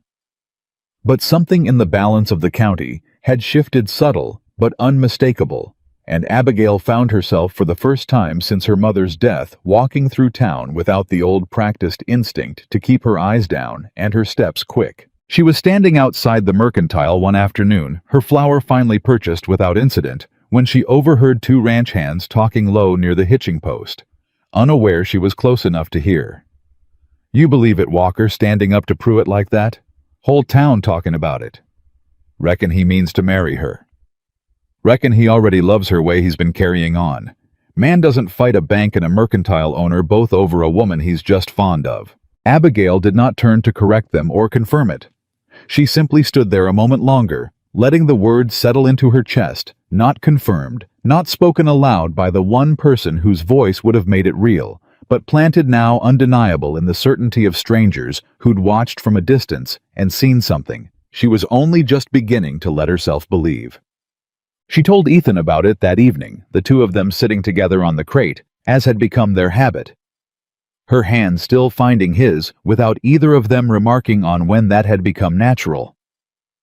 "They think you love me," she said, testing the words in the open air, watching for his reaction with the particular carefulness of a woman handling something that might shatter. Ethan didn't look away, didn't hesitate the way she half expected him to. They're not wrong. The admission hung between them simple and enormous all at once, and Abigail felt her breath catch entirely. "You don't have to say that because strangers at a hitching post decided it first. I'm not saying it because of them. I'm saying it because I've known it for weeks now and been too much of a coward to say it plain, waiting for the right moment that never seemed to arrive." He turned to face her fully, his hand tightening around hers. "I love you, Abigail Brooks. Not despite everything this territory's tried to convince you makes you unworthy of it. Because of everything you built with your own two hands while they weren't looking. Because of the grit that got you through your mother's death alone, and Croft's theft, and 3 years of a town that never once bothered to see you. I love the whole of you, and I'm done pretending that's a small or simple thing." Abigail sat very still, tears rising that she made no effort this time to hide, and when she finally spoke, her voice was barely more than a whisper. "Nobody's ever said that to me before. Not once in 27 years. Then I intend to say it again tomorrow, and the day after that, until it stops sounding like news to you and starts sounding like something you simply know." She leaned into him, then resting her head against his shoulder in the fading light, and neither of them spoke another word, because for the first time since her mother's grave had been packed down flat 2 years before, Abigail Brooks did not need words to know exactly what she was feeling, or exactly how much this territory's cruelty had finally failed to win. The peace lasted 11 days, which was 10 days longer than Abigail had let herself expect, and it ended with the stranger's boots on her porch before sunrise. "Miss Brooks." The man was older than Croft, better dressed with the kind of calm that came from never once losing an argument he'd bothered to start. "Marcus Vance. I'm afraid Mr. Croft's handling of your claim was somewhat premature. I represent the Cheyenne and Northern Railroad directly, and I've come to discuss the matter properly." Abigail's hand found the doorframe. "There's nothing to discuss. My claim is filed and certified. Mr. Walker rode to the county seat himself and proved it. Certified filings can still be challenged, Miss Brooks, under Section 12 of the Homestead Act. A claim can be voided for failure to show continuous visible improvement within statutory bounds." Vance smiled thinly. "A dugout and a clay oven make for a rather modest showing, wouldn't you agree, compared to what the law expects of a legitimate homestead? I've lived here 3 years, built everything with my own hands. I don't doubt your labor, Miss Brooks. I doubt whether a circuit judge will consider a hole in a hillside sufficient improvement when the railroad has surveyed this exact parcel for a depot site worth considerably more than bread money." He tipped his hat. "Judge Halloran arrives Thursday to hear land matters at the county courthouse. I intend to file formally the moment he does." Yeah. She rode to Ethan's ranch before the dust of Vance's buggy had settled and found him already halfway to his horse, Cole having beaten her there by a full hour with the same news carried at a gallop. "He can't do this," Ethan said, jaw tight, reading the notice Vance had left behind. "Section 12's for abandoned claims land nobody's touched in years. You've worked that ground every single day for 3. He doesn't care whether it's true, Ethan. He cares whether a judge who answers to the railroad believes it's true." Abigail's voice was steadier than she felt the old instinct to brace for loss settling cold in her chest, despite everything these past months had taught her to hope otherwise. "Judge Halloran rides the circuit for the railroad's convenience as much as the territory's. Everybody knows it. Then we give the judge more truth than the railroad can bury." Oh.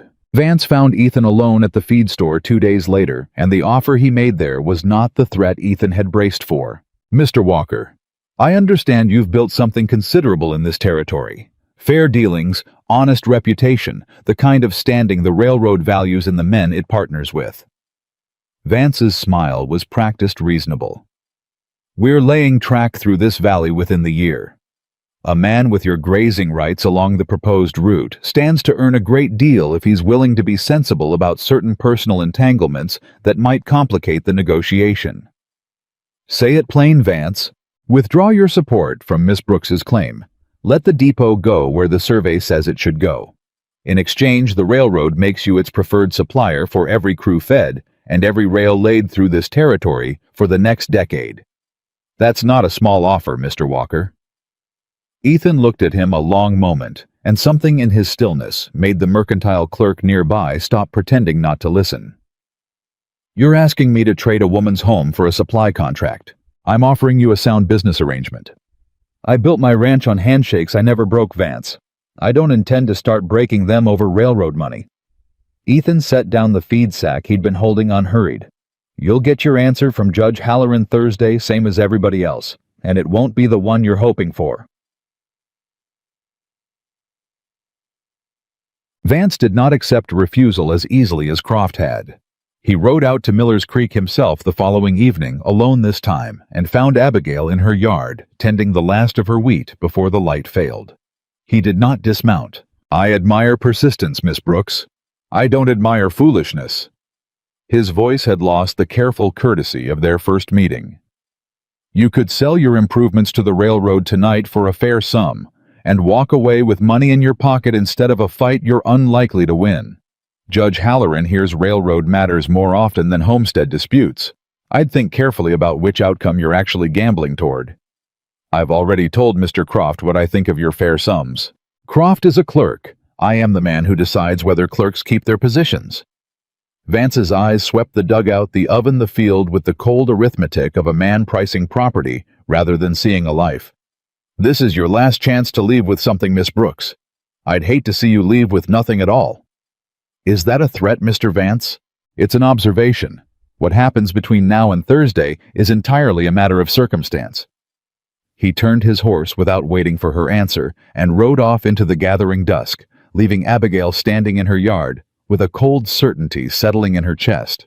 That circumstance in Vance's mouth was not a word that boded well for anyone standing in his way. She told Ethan that same night, and watched his face go through the same hardening she'd seen the day Croft first rode up her trail. That's a threat, whatever he calls it. I know. I don't know what to do with a threat that clean, Ethan. He didn't say a single word a lawyer could pin on him. Even Eleanor Ashford, of all people, sent word through her family's driver that week, a short note stiffly worded but sincere saying she'd heard what the railroad man had tried and wished Miss Brooks well against it, whatever awkwardness had passed between herself and Mr. Walker at the social. Abigail read it twice, surprised less by the kindness than by how unremarkable it had started to feel, this slow, steady turning of a county that had once decided she wasn't worth its notice. Then we don't wait to find out what he meant by it. Ethan was already reaching for his coat. I want Cole watching the road tonight, and I want Hollis's boys out near your field before dawn. If Vance means to make circumstance happen, I'd rather we were standing in the way of it before it starts. The fire came anyway 2 nights before the hearing, catching in the dry grass edging Abigail's wheat field, before either watch had thought to check that particular stretch of the perimeter. Not the oven fire, a torch thrown careless or deliberate against the dry grass, catching fast in the summer heat, before she woke to the smell of smoke thick enough to choke on. She was out of the dugout in her nightclothes within seconds, beating at the flames with a wet feed sack, screaming for help into an empty hillside that had no neighbors close enough to hear. It was Cole, driving the night mail route later than usual, who saw the orange glow from the ridge road and turned his team hard toward it. And it was Ethan, roused by a rider Cole sent ahead at a dead run, who arrived within the hour to find Abigail still fighting the fire. Alone, her hands blistered, half her wheat crop already black and smoking. Abigail. He was off his horse before it fully stopped tearing his own coat off to smother the last stubborn flames, licking at the field's edge. Are you hurt? Look at me. Are you hurt? I'm fine. The wheat. Her voice cracked, the fear she'd held steady through the fire itself finally breaking loose now that help had arrived. Somebody did this. Somebody meant for this to happen. I know. Ethan's face had gone hard, in a way she'd never seen something cold and furious replacing the panic of moments before. I know exactly who. They found the torch handle half burned in the ash the next morning, and burned into the wood deliberate and unmistakable 3 letters that could only have been meant as a message: go. Cole rode straight to the sheriff. The sheriff rode straight to Vance's hotel room in town, where he found the railroad man's boots still muddy from a late ride the night before, and no alibi that held up under 2 minutes of honest questioning. I had nothing to do with any fire, Vance said, indignant when the sheriff pressed him. I'm a businessman, not an arsonist. Funny thing, Mr. Vance, the sheriff said, unmoved. Man matching your description was seen riding hard toward Miller's Creek round about midnight, and riding harder away from it an hour later. I expect Judge Halloran's going to find that mighty interesting testimony come Thursday. Vance's composure cracked for the first time since he'd arrived in the territory. This is absurd. I've done nothing that can be proven. We'll let the judge decide what can be proven, won't we? Ethan spent the 2 days before the hearing riding to every door that owed Abigail a debt of conscience, and found to his quiet surprise that most of them answered without needing to be asked twice. I'll stand up and say my piece, Cole told him, not looking up from the harness he was mending. Told you from the first day you came asking about that bread son. She's got more grit than this whole county put together. About time somebody made the county say so out loud. Hollis the blacksmith set down his hammer the moment Ethan explained what Thursday would require of him. I'll be there, and I'll bring the torch handle myself if the sheriff hasn't already claimed it as evidence. A man doesn't carve "go" into burnt wood and expect nobody to notice the handwriting. Even Pruitt, when Ethan found him closing up the mercantile that evening, surprised him. I heard about the fire, Pruitt said, before Ethan could say a word. And I've been turning something over since the day you threatened to pull your business from my store. I've spent 3 years treating that woman like she wasn't worth my trade, and I let a railroad man nearly burn her out because half this county taught him he could get away with it. He wiped his hands on his apron, not meeting Ethan's eyes. I'll testify if the judge will hear me. Not for you, Mr. Walker. For the shame of what I did to her these 3 years, and the chance to say plainly it was wrong. That's more than I expected from you, Pruitt. It's less than I owe her, but it's what I've got to offer, and I mean to offer it. The courthouse was full. By the time Thursday came, fuller than Abigail had ever seen it. Ranchers and homesteaders and townsfolk crowded onto benches meant for half their number, drawn by a story that had by now traveled the length of the territory.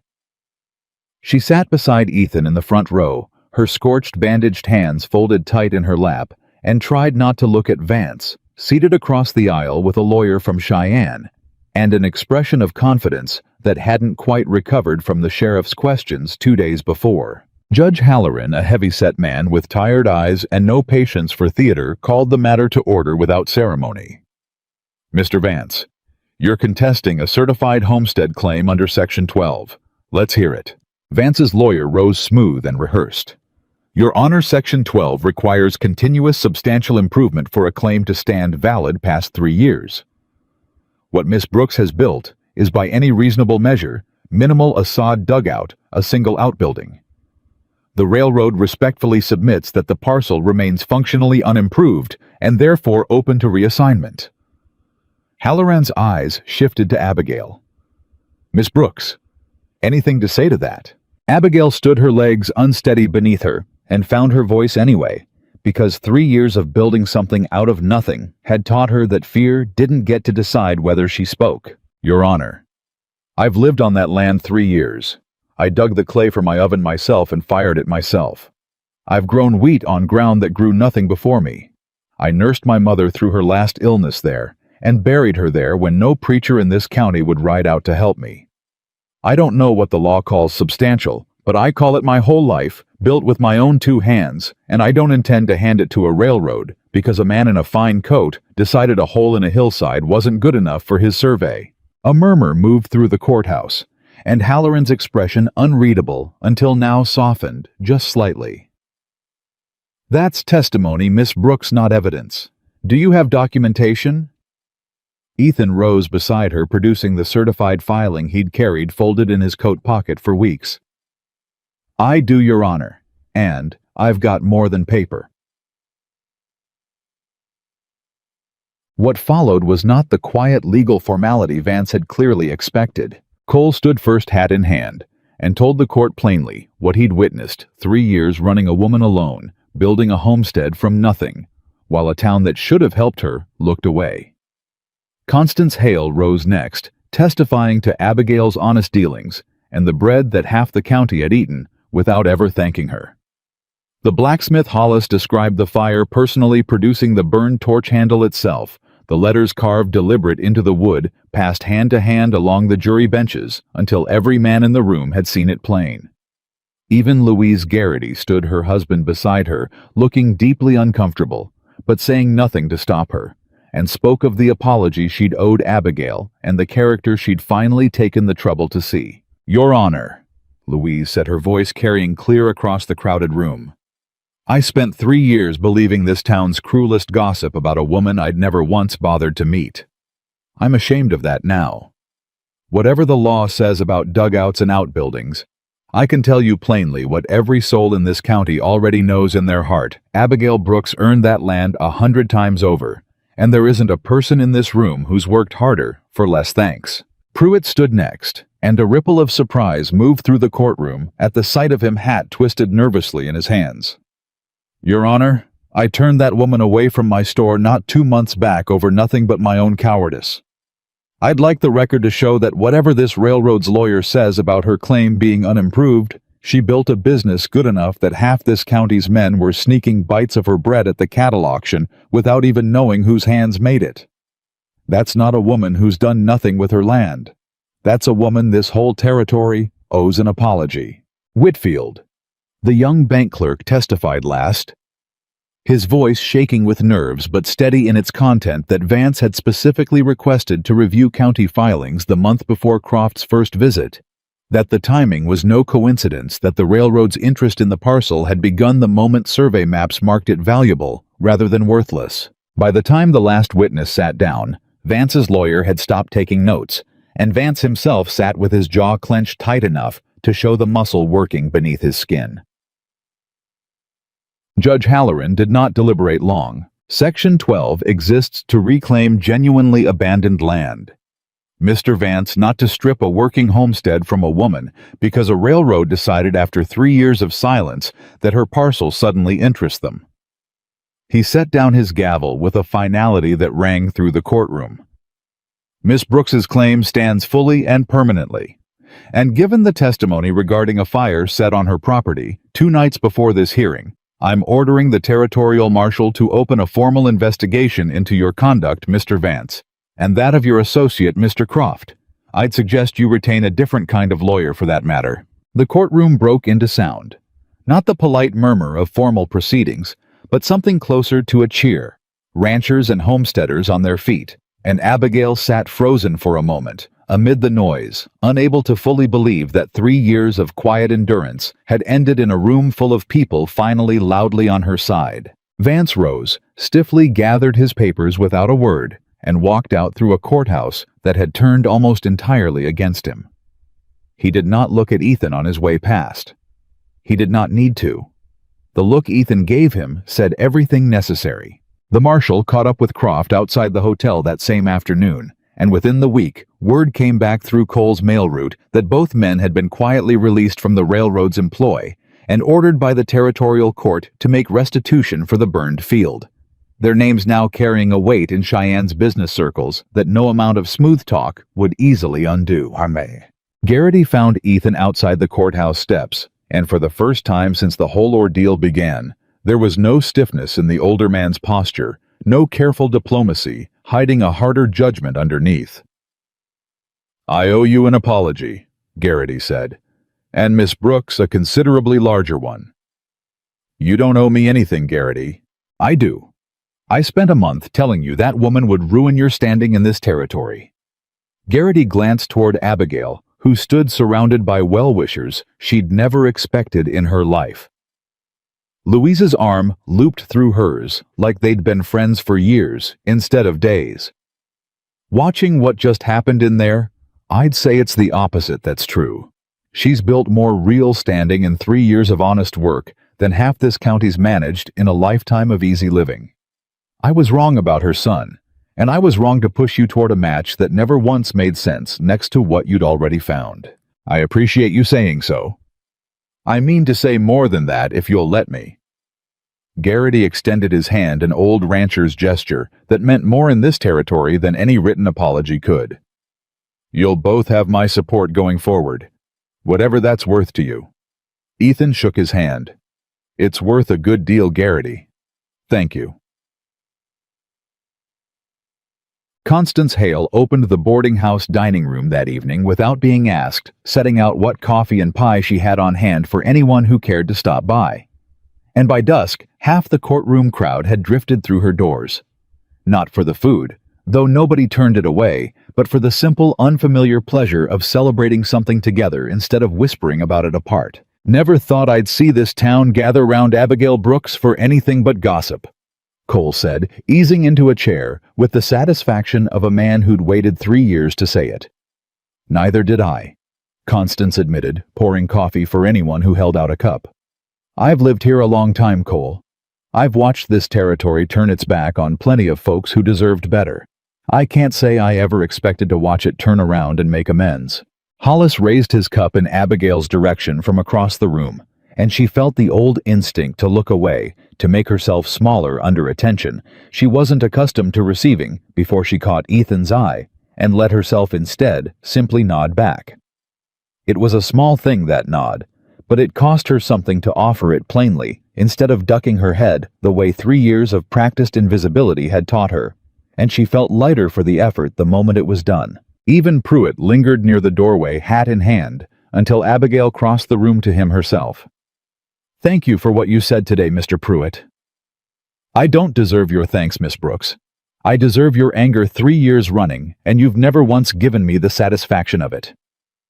He shifted, uncomfortable in his own skin. I mean to do better, starting with fair prices and an open door whenever you've a mind to walk through it. I'll hold you to that. I expect you will, he said, and for the first time in 3 years, something like a real smile crossed his face. I expect I'd deserve it if you didn't. Louise found her a moment later, pressing a second jar of preserves into her hands, despite Abigail's protest that 1 gift a week was more than plenty. Considerate interest, Miss Brooks, on 3 years of debt I only just started paying. Her eyes were bright, unmistakably fond. I mean to make a habit of visiting you now, if you'll have the company. 18 years married to a man who barely notices me has left me hungry for a friend who says exactly what she means.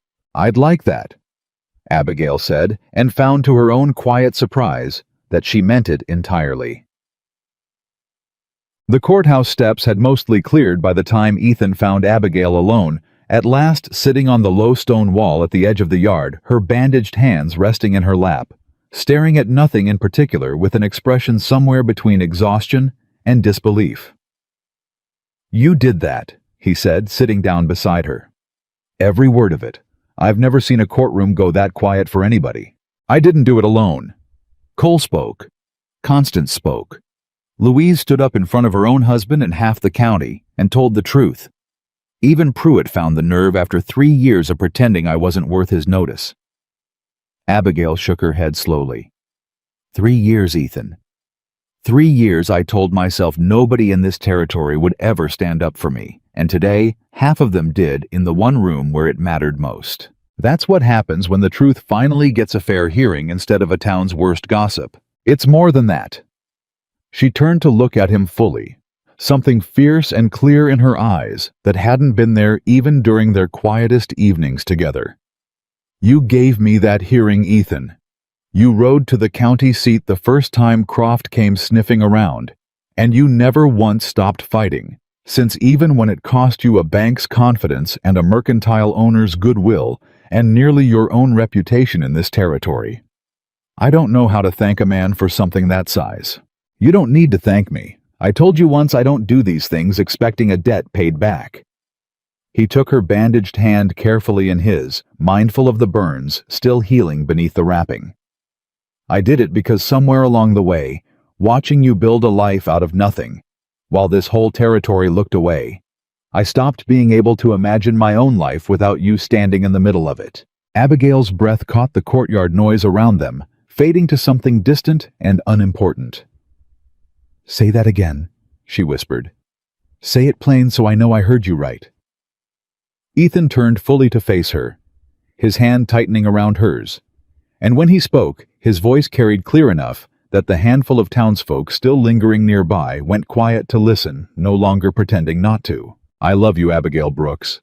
I loved you before I ever knew the shape that word would take, and I intend to keep loving you in front of this whole territory, whether they've earned the privilege of watching or not. You've spent 3 years building a life alone because nobody gave you reason to believe you deserved anything else. I mean to spend the rest of mine proving you wrong about that every single day for as long as you'll have me. The courtyard had gone almost entirely silent. Now ranchers and homesteaders alike, pausing at a respectful distance, watching the moment unfold, with none of the cruel curiosity that had once followed Abigail through every trip into town. This time, the watching felt different. This time, it felt like witness instead of judgment. Ethan. Her voice shook, tears finally spilling free without a single instinct left in her to hide them.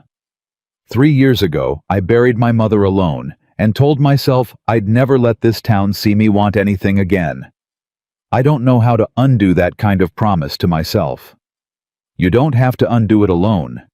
Let me help you carry it, same as I've been trying to since the first Thursday I rode out to your dugout for nothing more than a loaf of bread. She laughed, then a sound thick with tears, but genuine, unguarded in a way he'd rarely heard from her. You rode an hour out of your way for bread and found a woman with nothing left to lose. I rode an hour out of my way for bread, he corrected gently, and found the one thing in this territory worth building the rest of my life around. Somewhere behind them, Cole cleared his throat loudly, and a ripple of quiet laughter moved through the small crowd, still gathered at a respectful distance. The kind of laughter that came from people who had watched a hard thing turn gentle and didn't quite know what to do with themselves, except smile at it. Don't mind us, Cole called out, grinning despite himself. Just figured somebody ought to say it out loud before you two forgot there was a whole territory watching. Abigail flushed, but for once the attention didn't send her retreating into herself. She simply squeezed Ethan's hand tighter, steadying herself against a feeling too large and too new to have a name yet, and let the crowd's quiet warmth settle over her like something she might in time learn to trust completely. He did not kneel there in the courthouse yard, and he did not press her for an answer. She wasn't ready to give in front of half the county, still watching. He simply held her hand steady and certain, while the last of the crowd finally began to disperse, and Abigail Brooks sat in the fading afternoon light beside the one person who had never once asked her to be smaller, quieter, or less than exactly what she was. And for the first time in 3 long years, she let herself believe, without bracing for the loss of it, that she had finally found a place in this territory where she was allowed to belong. He asked her 3 weeks later on a Thursday, because it had always been Thursdays, and because some things deserved to keep their shape, even as everything around them changed. He did not do it in the courthouse yard, or in front of the whole territory, the way the moment might have tempted a lesser man to stage it. He did it at her oven at dusk, with flour still dusting her hands, and the last loaf of the day resting on the peel between them, because he understood by now that Abigail Brooks trusted honest, ordinary moments more than grand ones. I've got a question for you, he said, and something in his voice made her set the peel down slowly. You're nervous. I am. He almost laughed at himself at the strange vulnerability of it after everything they'd already weathered together. Strange thing being nervous over a question I already know the answer to. Then ask it. He reached into his coat and produced a small ring, plain gold, nothing showy, the kind of thing a practical man chose for a practical woman he happened to love more than his own good sense. Abigail Brooks, will you marry me? She stared at the ring a long moment, and Ethan watched something complicated move behind her eyes. Joy, unmistakably, but tangled still with the old caution 3 years of hardship had carved into her. "You don't have to answer with the courthouse crowd's memory still fresh in your mind," he said quietly. "I'm not asking because a whole territory expects it now. I'm asking because I can't imagine another Thursday that doesn't end with you beside me. I know why you're asking." Her voice trembled, but her hand when she held it out did not. "I've spent 3 years telling myself I'd built enough on my own that I'd never need anybody else to make me whole. I still believe that, Ethan. I don't need you to be whole. I know that too, but I want you anyway. Not because I need saving. Because you're the finest thing this territory's ever handed me, and I'd be a fool to let pride talk me out of saying yes." She let him slide the ring onto her flour-dusted finger, and when she looked up at him, there were tears standing bright in her eyes that she made no effort at all to hide. "Yes, Ethan Walker. Yes." He kissed her then gently like a man who understood exactly how much trust that single word had cost her, and the oven fire crackled on behind them, indifferent and steady. The same fire that had first drawn him up this hillside months before, over nothing more complicated than a loaf of bread. Cole found out before either of them could ride into town, with the news arriving at the dugout the next morning on his mail route and reading the whole story plain off both their faces before a word had been said. "Well, it's about time," he said, swinging down from his seat with a grin too wide to contain. "I've been waiting on this since the second Thursday you rode out here, Mr. Walker, half expecting you'd need a nudge before you found the nerve." "I found the nerve just fine, Cole. Took you 3 months of Thursdays to find it, but I'll allow you got there eventually." Cole tipped his hat to Abigail with real warmth. "Congratulations, Miss Brooks. This territory's finally got something worth gossiping about that isn't cruel for once." Abigail laughed bright and unguarded. "I never thought I'd hear you call gossip a kindness, Cole." "Depends entirely on which direction it's pointed, ma'am. This kind I don't mind one bit." Word of the engagement reached town before either of them had ridden in to announce it, properly carried, as most things were in this territory, by Cole's mail route, and confirmed within the hour by half a dozen well-meaning mouths. What surprised Abigail most riding in the next morning with Ethan at her side was not that the town already knew. It was how many of them stopped what they were doing to offer real congratulations instead of the careful, calculating curiosity she'd grown so used to. "Well, it's about time," Constance Hale said, coming out from behind her boarding house counter to take both of Abigail's hands in her own. "I've been watching that man ride out to Miller's Creek for the better part of a year. A woman starts to wonder how long a courtship needs to run before somebody finally says the words out loud. You knew before I did, probably. I suspected before you did. There's a difference." Constance's eyes crinkled with genuine warmth. "I'd be honored to help however you'll let me, Miss Brooks. This wedding deserves every bit of care this town can offer after everything it took so long to earn." Even Garrity, passing them near the feed store, tipped his hat with none of the old stiffness. "Congratulations to you both. I mean that plainly, and I don't say things plainly I don't mean." "Thank you, Garrity," Ethan said, and meant it, watching the last visible trace of the old county divide finally close over.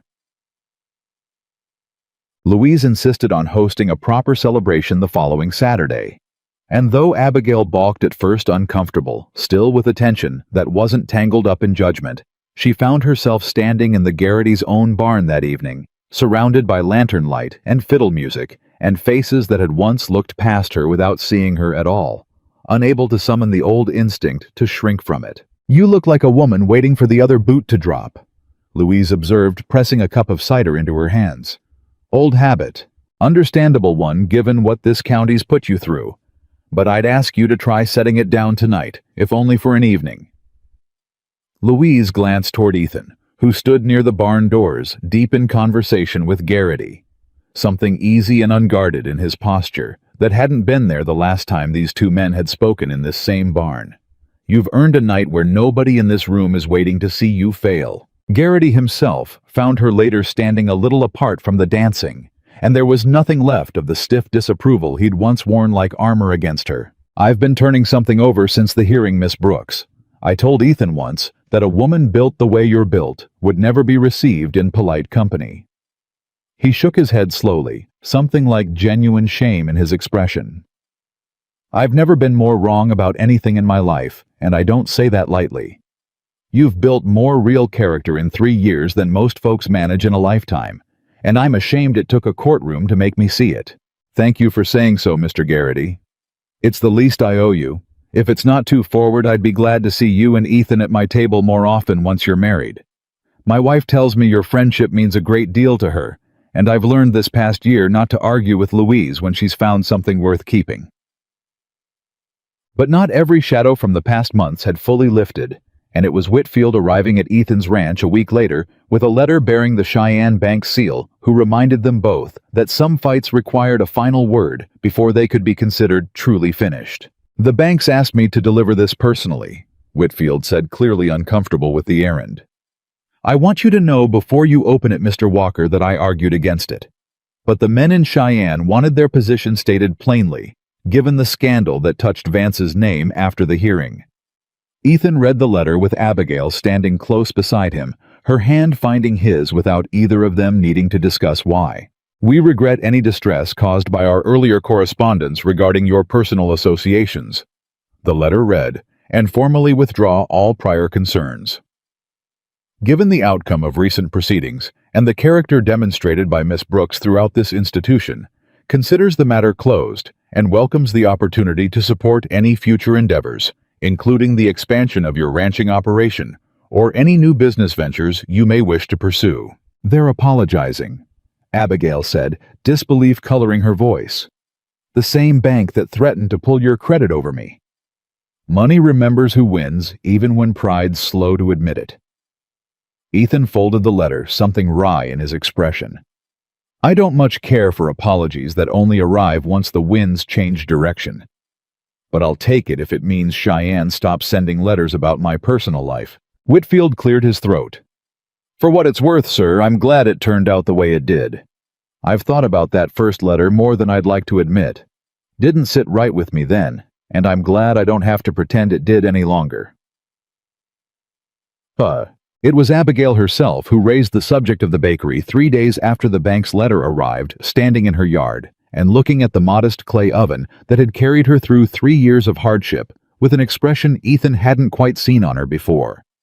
Not nostalgia exactly, but the particular restlessness of a woman who'd outgrown the walls she'd built to survive in. I want a real bakery, she said. Not this. Something with a proper hearthroom enough to sell directly, instead of leaving loaves under rocks before dawn. I've spent 3 years hiding what I do because this town gave me no other choice. I don't want to hide anymore. Then we'll build it. We. She turned to look at him carefully. I mean to build it myself, Ethan. With my own money, my own hands, same as everything else out here. I won't have this town whispering that Ethan Walker bought his wife a business to keep her occupied. I wasn't offering to buy you anything, Abigail. I was offering to help you build it, same as I helped with the roof. You directing me hauling lumber where you tell me to haul it. He held her gaze steadily. And I want it understood plainly in writing, if that's what settles your mind. Whatever we build, the deed carries your name, and only your name. I won't have anybody in this territory ever mistaking your success for something I handed you. Something in Abigail's shoulders eased at that, the old wariness finally fully laying itself down. You'd put that in writing. I'll ride to the county seat myself and have it drawn up proper, same as I did with your homestead filing. Every stick of lumber, every dollar of investment, every brick of that hearth, it goes in your name, Abigail Brooks, not mine, not ours. In the way this territory sometimes twists ownership between husband and wife to mean the husband's alone, yours. Gatriya. Not everyone in the territory had softened, and word of the bakery's construction reached a hotel dining room in Cheyenne, where a traveling baker named Delacroix, hearing of an undefended market opening up in a growing cattle town, decided the opportunity was worth the trip west. He arrived 2 weeks before Abigail's shop was set to open, setting up a rival stall directly across Main Street, with a hired sign painter and a stack of handbills promising finer bread than any homesteader's hands could manage, and undercutting her planned prices by nearly half. He doesn't even bake yet. Abigail said, standing at her half-finished counter, reading one of his handbills with a mixture of disbelief and old familiar dread. He's just decided he'll be better before he's sold a single loaf. Let him try. Ethan's voice was calm, though there was steel beneath it. You've spent 3 years building a reputation this territory trusts with its eyes closed. A stranger with fancy handbills and half-price bread isn't going to undo that in 2 weeks. You don't know that. I know exactly that because I've eaten his bread already. Sent Cole to buy a loaf this morning, curious what all the fuss was worth. Ethan's mouth twitched with something close to satisfaction. It's flat, Abigail.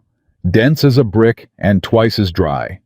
The man knows how to print handbills. He doesn't know how to bake. Abigail laughed, despite herself, some of the tension leaving her shoulders. You sent Cole to spy on my competition. I protect what's mine to protect. Called it neighborly curiosity, if anyone asks. Delacroix lasted 11 days. By the second week, the ranchers and homesteaders who'd sampled his flat, joyless loaves out of curiosity, had already drifted back toward the growing line outside Abigail's half-finished bakery, and by the time her doors officially opened, his stall stood empty, a hastily scrawled, closed sign the only evidence he'd ever tried at all. Reckon the territory knows good bread when it's tasted the difference, Cole said, watching the empty stall with open satisfaction. Took you 3 years to earn that trust, Miss Brooks. Nobody's winning it away in 11 days. The night before the bakery's grand opening, Ethan found Abigail sitting outside her old dugout long after dark, unable to sleep, and settled beside her without asking why. Nervous. Terrified. She managed a small, rueful laugh. Strange thing being more frightened of success than I ever was of failure. I know how to survive being ignored, Ethan. I don't know how to survive being seen. You'll learn. Same as you learned everything else out here the hard way, and better than anybody who had it easy.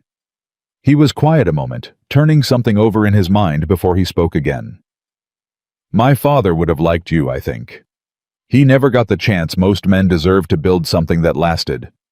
Watching you claw a whole life out of nothing but grit and clay and stubbornness, I think it would have meant something to him seeing a piece of what he lost finally take root and hold. Abigail turned to look at him, something tender crossing her face. You don't talk about him often. Not much reason to most days.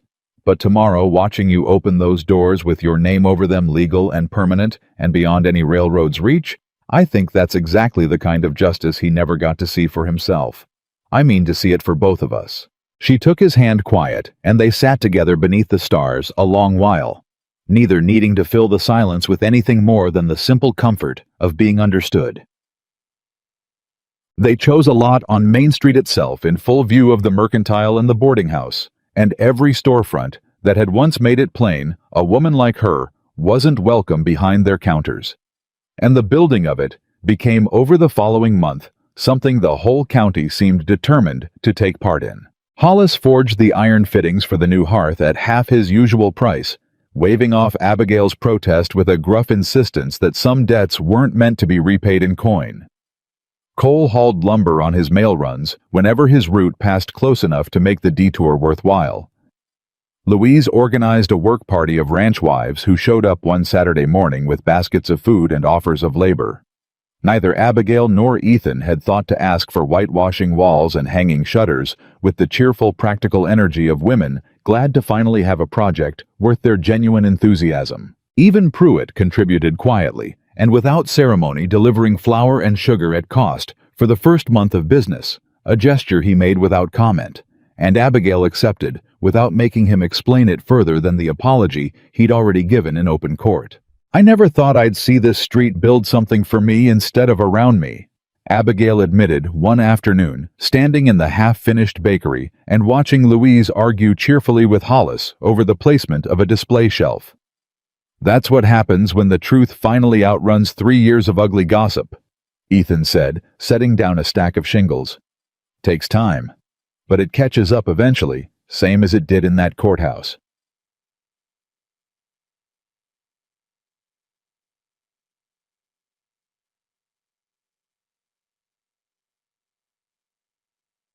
The bakery opened on a bright morning in early autumn, and Abigail stood behind her own counter for the first time in her life.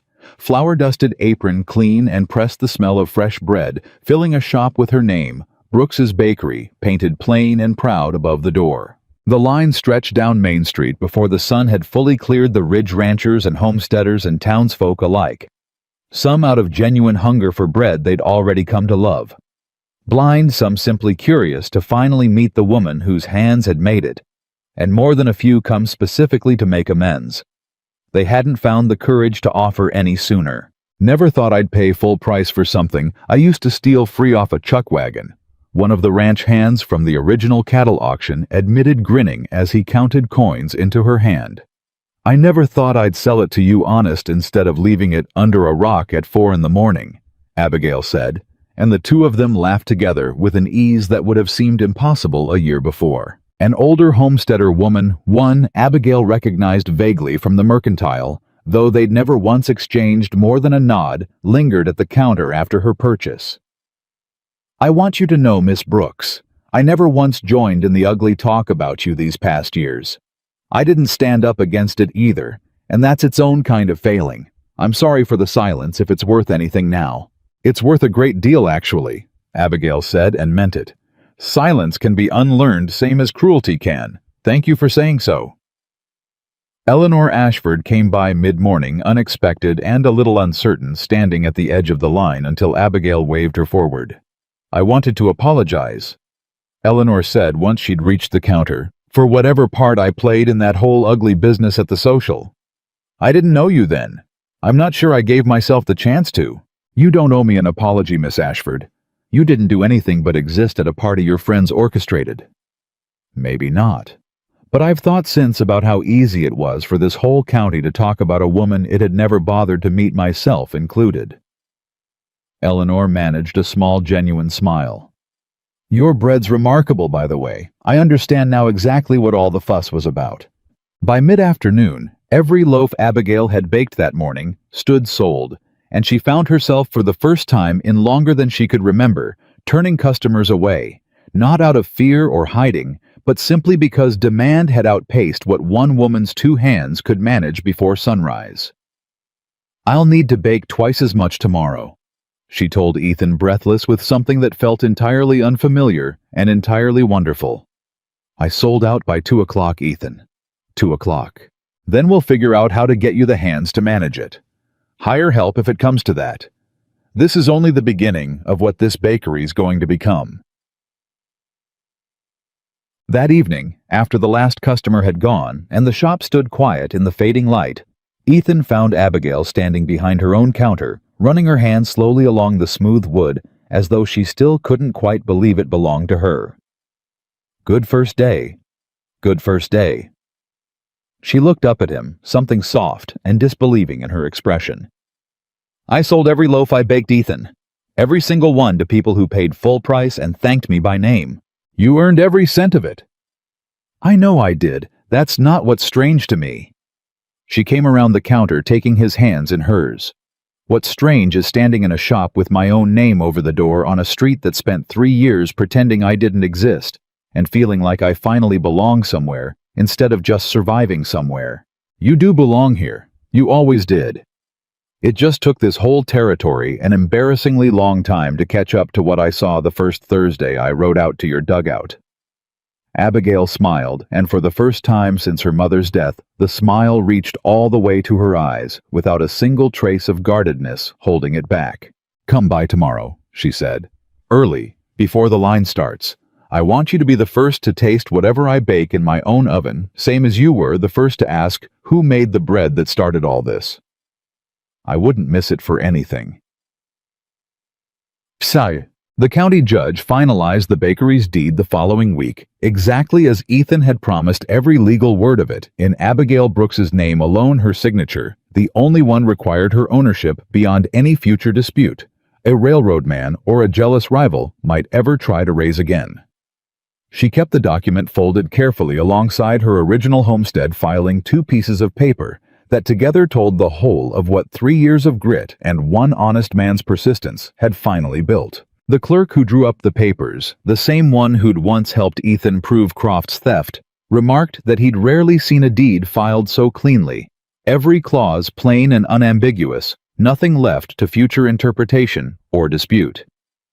Whoever drafted this meant for it to hold up against anybody who might come asking questions later, he said, sliding the finished document across his desk.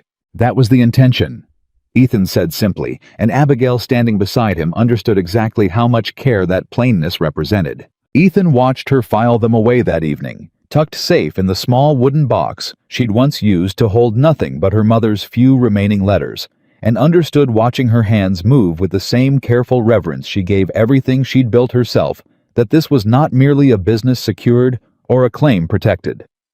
This was a woman finally allowed to believe all the way down that the life she'd built with her own two hands was truly, permanently, undeniably hers. "You're staring," she said without looking up. "I'm admiring." "Same thing the way you do it." She closed the box, setting it back on its shelf, and turned to face him fully. "Thank you, Ethan. Not just for the bakery, or the deed, or standing beside me in that courthouse. For treating my independence like something worth protecting instead of something to be managed once we're married. I intend to keep doing exactly that, Abigail. Married or not. This business is yours. This success is yours. And I mean to spend the rest of my life making certain nobody in this territory ever forgets it." She crossed the small distance between them and kissed him unhurried. Certain, the kind of kiss that came from a woman who had finally stopped waiting for the ground to give way beneath something good. Outside, the last light of the day settled gold over Main Street, over a shop, with her name painted proud above the door over a town that had spent 3 years looking past her and had finally fully learned how to look at her. Instead, and Abigail Brooks stood in the quiet of her own bakery. Ethan's hand in hers, and understood at last that everything she had built alone in the dark had only ever been waiting for the world to catch up and see it in the light. They married in October, on a day crisp enough to need coats, but bright enough that nobody minded, in a small clearing behind the church that had once refused to send a preacher to bury Abigail's mother. That detail was not lost on anyone standing there. "Reverend Cotter wasn't even in this county when your mother passed," Ethan said quietly, standing beside her as the small crowd gathered, watching her eyes catch on the church steps a moment too long. "This isn't the same man who failed you. I know that. I'm not angry at him." Abigail's voice was steady, clear-eyed. "I just wanted to stand here today on my own 2 feet in front of the one building in this town that once decided I wasn't worth the trouble. I wanted it to see me getting exactly what it once told me I'd never have. Then let it see." The ceremony itself was simple, unhurried, full of the plain vows 2 people build when they've already proven every promise to each other in ways a church could never require of them. Cole stood as witness, looking prouder than he had any right to for a man who'd only delivered the mail. Constance cried openly. Louise cried harder. Even Garrity, standing at the back beside his wife, dabbed at his eyes with a handkerchief he pretended was for his allergies. When Reverend Cotter pronounced them married, the small crowd didn't so much applaud as simply exhale the collective release of a town that had spent 3 years holding its breath against its own worst instincts, and finally, fully let them go. The reception spilled out across Garrity's barn that same afternoon. Tables groaning under dishes, half the county had insisted on contributing, and Abigail found herself more than once having to stop and simply absorb the strangeness of so much generosity aimed in her direction after so many years of receiving none at all. "You look like you're still waiting for someone to tell you it's all a mistake," Louise observed, refilling Abigail's cider without being asked. "Old habits die slow, Louise." "They do, but you've got the rest of your life to unlearn this one, and I intend to help however I can." Louise glanced toward the dance floor where Ethan stood laughing at something Cole had said, looking younger and lighter than Abigail had ever seen him. "Look at that man, Abigail. He hasn't stopped smiling since the ceremony ended. I don't believe I've seen Ethan Walker smile that freely in the 10 years I've known him. He says I'm the reason for it. I'd believe him. A man doesn't fight banks and railroads and half this county's worst instincts for a woman he's only fond of. That's a man who found something worth building his whole life around, same as you did. Even Whitfield made an appearance awkward in his good coat, offering stiff but sincere congratulations, before retreating to the punch table, and Eleanor Ashford sent a wedding gift by Ryder, a fine set of linens, with a note, wishing them both genuine happiness, signed simply as a friend, rather than a rival she'd once been mistaken for. Ruth returned to the bakery counter 6 months after her first nervous visit, no longer hesitant. Her chin held with the particular confidence of a woman who had built something of her own and survived the doubt that came with it. "I did it," she announced, setting a small, neatly folded garment on the counter. "First dress I've sold. Mrs. Kellerman paid me full price and told 2 of her friends before I'd even finished the hem on the next one." "Ruth, that's wonderful!" Abigail's smile was genuine, unguarded, the particular pride of a woman watching someone else claim the same hard-won ground she'd once cleared alone. "I told you the permission would come once the work was honest enough to demand it. You did. I didn't believe you at the time." Ruth glanced around the busy bakery at the line still forming near the door at the sign that read, "Simply Brooks," with no explanation needed. "I don't think I understood back then what it actually costs to build something like this. My father still doesn't approve, not really. But he ate a slice of pie I made last week and didn't say a single word against it, and from him, that's practically a blessing." That's how it starts, Ruth. Quiet acceptance before the loud kind ever arrives. I promise you the loud kind comes eventually, if you keep at it. Weeks earlier, Ruth had first shown up not for flour, but for advice, standing nervously at the counter until the last customer had cleared out. "I want to start something of my own," she'd admitted then. "A seamstress shop maybe, or a laundry. My father says a woman alone can't manage a business in this territory. Everybody says that." "Everybody said that to me too, Ruth," Abigail had told her, wiping her hands on her apron. 3 years ago, I dug clay out of a hillside with my bare hands because nobody in this town would teach me otherwise, and I built an oven that fed half this county before they even knew my name. How did you keep going when nobody believed in you? I stopped waiting for belief I hadn't earned yet, and I started building something that would earn it on its own terms. You don't need this whole territory's permission, Ruth. You need one good idea and the stubbornness to keep at it longer than anyone expects you to. The permission comes later. It always comes later if the work is honest.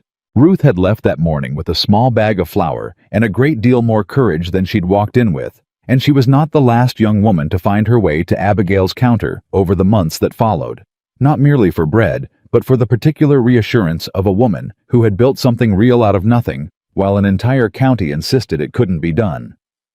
Not every visitor to the bakery in that first married year came bearing warmth, and word eventually reached them second-hand through Cole's mail route that Silas Croft had been spotted working a modest supply post 2 territories over, stripped of the railroad's protection and any appetite for further land schemes. "Reckon he's learned his lesson the hard way." Cole reported, delivering the news with the particular satisfaction of a man who'd waited a long while for it. "Word is, he tells folks now to always check a claims filing twice before trying anything clever. I expect that's the closest thing to an apology a man like Croft's capable of." Abigail felt no particular triumph in the news, only a quiet, settled peace at the knowledge that the fear he'd once planted in her, the $20 offer, the missing filing, the casual cruelty of a man who'd assumed she had no one to defend her, no longer had any power left to reach her. "Good," she said simply, and turned back to her oven, because there was bread rising that needed her attention, far more than a man who'd once tried and failed to take everything she'd built. Manatak. The bakery grew faster than either of them expected. By the following spring, Abigail had hired 2 young women from homesteading families to help with the morning bread, teaching them her methods with the same patient exactness her own mother had once shown her. And Brooks's bakery had become, without either Ethan or Abigail quite planning it, the unofficial center of Main Street, a place where ranch wives traded news over the counter, where homesteaders stopped for warmth and conversation as much as bread, where even the county newspaper printed a small feature calling her establishment the finest bakery between Cheyenne and the Montana line. "You've built something remarkable," Constance told her one morning watching the line stretch past the mercantile. I don't think this county's ever seen a woman do what you've done, starting from nothing but a dugout and a clay oven." "I had help," Abigail said, glancing toward Ethan, who was hauling flour sacks in from the wagon with the same steady willingness he'd shown since that first Thursday. "More help than I ever expected to accept. You had a foundation, Miss Brooks. Walker was help. The foundation was always yours." Not every shadow entirely disappeared, and Mrs. Sims, true to form, found new gossip to occupy herself with within the year, though, even she. Standing in line one frosty morning waiting on her weekly loaf could not quite hide the reluctant respect that had crept into her voice. "I'll say this for you, Mrs. Walker," she said, using Abigail's married name with something almost like grudging warmth. "You've built the finest business on this street, and I don't say that lightly given how little I once thought of your prospects." "Thank you, Mrs. Sims. I was wrong about you. I don't enjoy admitting that, but I'd rather admit it plain than pretend otherwise." She accepted her loaf with a small nod. "Your mother would be proud, I expect, watching what you've made of yourself out here." Abigail's throat tightened at the mention, unexpected and gentle, instead of the old careless cruelty she'd once braced herself against from this same woman. "I hope so, Mrs. Sims. I think about her every morning lighting this oven before sunrise. I like to think she'd recognize the crackle of the crust even now." Ethan found her there most mornings before the shop opened, exactly as he had since the very first Thursday, tasting the first loaf before anyone else in the territory had the chance. By then, half the wheat Abigail milled came straight from Ethan's own fields, planted from that same first sack of seed he'd carried out to her dugout, the summer they'd met, grown wider each season as he'd cleared more acreage, specifically for her use rather than his cattle's grazing. "You've turned half your northern range into a wheat field for my bakery," she told him one morning, watching him haul in sacks from the wagon with the same steady willingness he'd shown from the start. "Best use I've found for that land yet. Cattle graze fine on the south range. This ground was always better suited for growing something that mattered more." He set the last sack down, brushing chaff from his sleeves. "Besides, I like knowing every loaf you sell in this county started on ground I planted myself. Feels like we're building the same thing from two different directions." "We are building the same thing, Ethan. We have been since the first Thursday. Still the best part of my day," he said nearly a year after that first ride out to Miller's Creek. "Watching you pull that loaf from the oven, knowing I get to taste it before the whole county lines up for their turn. You could have had any bread in Wyoming, Ethan Walker. Finest hotels in Cheyenne, silver service, all of it. I had all of that plenty of times, and never once tasted anything worth riding an hour out of my way for." He took the offered slice, still steaming, and ate it slow, savoring it the same way he had the very first time standing at the cattle auction with a piece of bread he couldn't stop thinking about. "Still the best bread in the territory. Still the best woman in it, too, though I imagine you'll tell me that's a foolish thing to say before breakfast." "It's a fine thing to say before breakfast." She smiled, easy and unguarded, the smile of a woman who had long since stopped waiting for it to be taken from her. "Say it again tomorrow. Every day, if you'll let me." By the time autumn came around again, Brooks's bakery had outgrown its original counter twice over, and Abigail stood one evening surveying the newest expansion. A second hearth, a proper storefront window, a sign that now read, simply, "Brooks." No explanation needed anymore for anyone traveling through this stretch of Wyoming territory. The whole of Main Street had changed with it in ways too gradual to name all at once, but unmistakable in their sum. The mercantile kept her flour in stock without being asked twice. The church, the same one that had once refused a preacher for her mother's burial, now counted her among its regular congregation, and no one thought to whisper about it anymore. Children who'd grown up hearing their parents gossip about the fat woman in the dugout now grew up instead hearing her called simply Mrs. Walker Baker, of the finest bread between Cheyenne and the Montana line, a woman whose name carried nothing but respect in every mouth that spoke it. 3 years ago, I was baking in the dark and leaving loaves under a rock so nobody would have to look at me while they ate, she said, standing beside Ethan as the last light faded gold over Main Street. Now half this county knows my name before they know my bread. They knew your bread first. Your name just finally caught up to what it always deserved." Abigail turned to face him fully. Something settled and certain in her expression that hadn't been there the first Thursday he'd ridden up her trail with nothing more than a question about who'd made the bread. "I used to think being seen was the most dangerous thing in the world," she said. "I built a whole life out of staying hidden because hiding was the only thing that ever kept me safe. I dug my mother's grave alone because I couldn't stand the shame of nobody coming. I built an oven with my bare hands because I'd rather fail in private than be pitied in public. And now I stand behind a counter with my name over the door, and half this county lines up every morning just to tell me how glad they are I'm here." Her voice caught thick with something too large to hold steady. "I don't know how to explain what that does to a woman who spent 3 years believing she'd built her whole life around being invisible. I only know it's the finest thing that's ever happened to me, and I intend to spend the rest of my life not taking a single day of it for granted." Ethan took her hand, the same rough, flour-dusted hand he'd first reached for over a sack of wheat seed a year and a lifetime ago, and held it the way he'd held it through every Thursday since, steady, certain, unwilling to let go. "You built this, Abigail. Every brick of it, every loaf, every ounce of respect this county finally learned to give you. I just had the good sense to ride an hour out of my way and recognize it when I found it. You did more than recognize it. You fought for it, beside me every single time this territory tried to take it away. That's what love is supposed to look like, I think.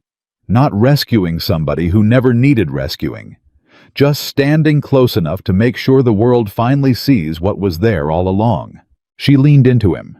Then the oven's warmth at her back, and the whole of Main Street stretched golden before them, a street that had once looked past her without seeing her at all, and now knew her name in every doorway, every counter, every kitchen table, where her bread had earned its place through nothing but honest work, and the stubborn, unbreakable will of a woman who had refused against every hard lesson this territory tried to teach her to disappear. The oven fire crackled steady behind them, the same fire that had first drawn a curious rancher up a lonely hillside trail, and Abigail Brooks stood in the golden hush of the evening she had built, with her own 2 hands, finally fully, permanently seen.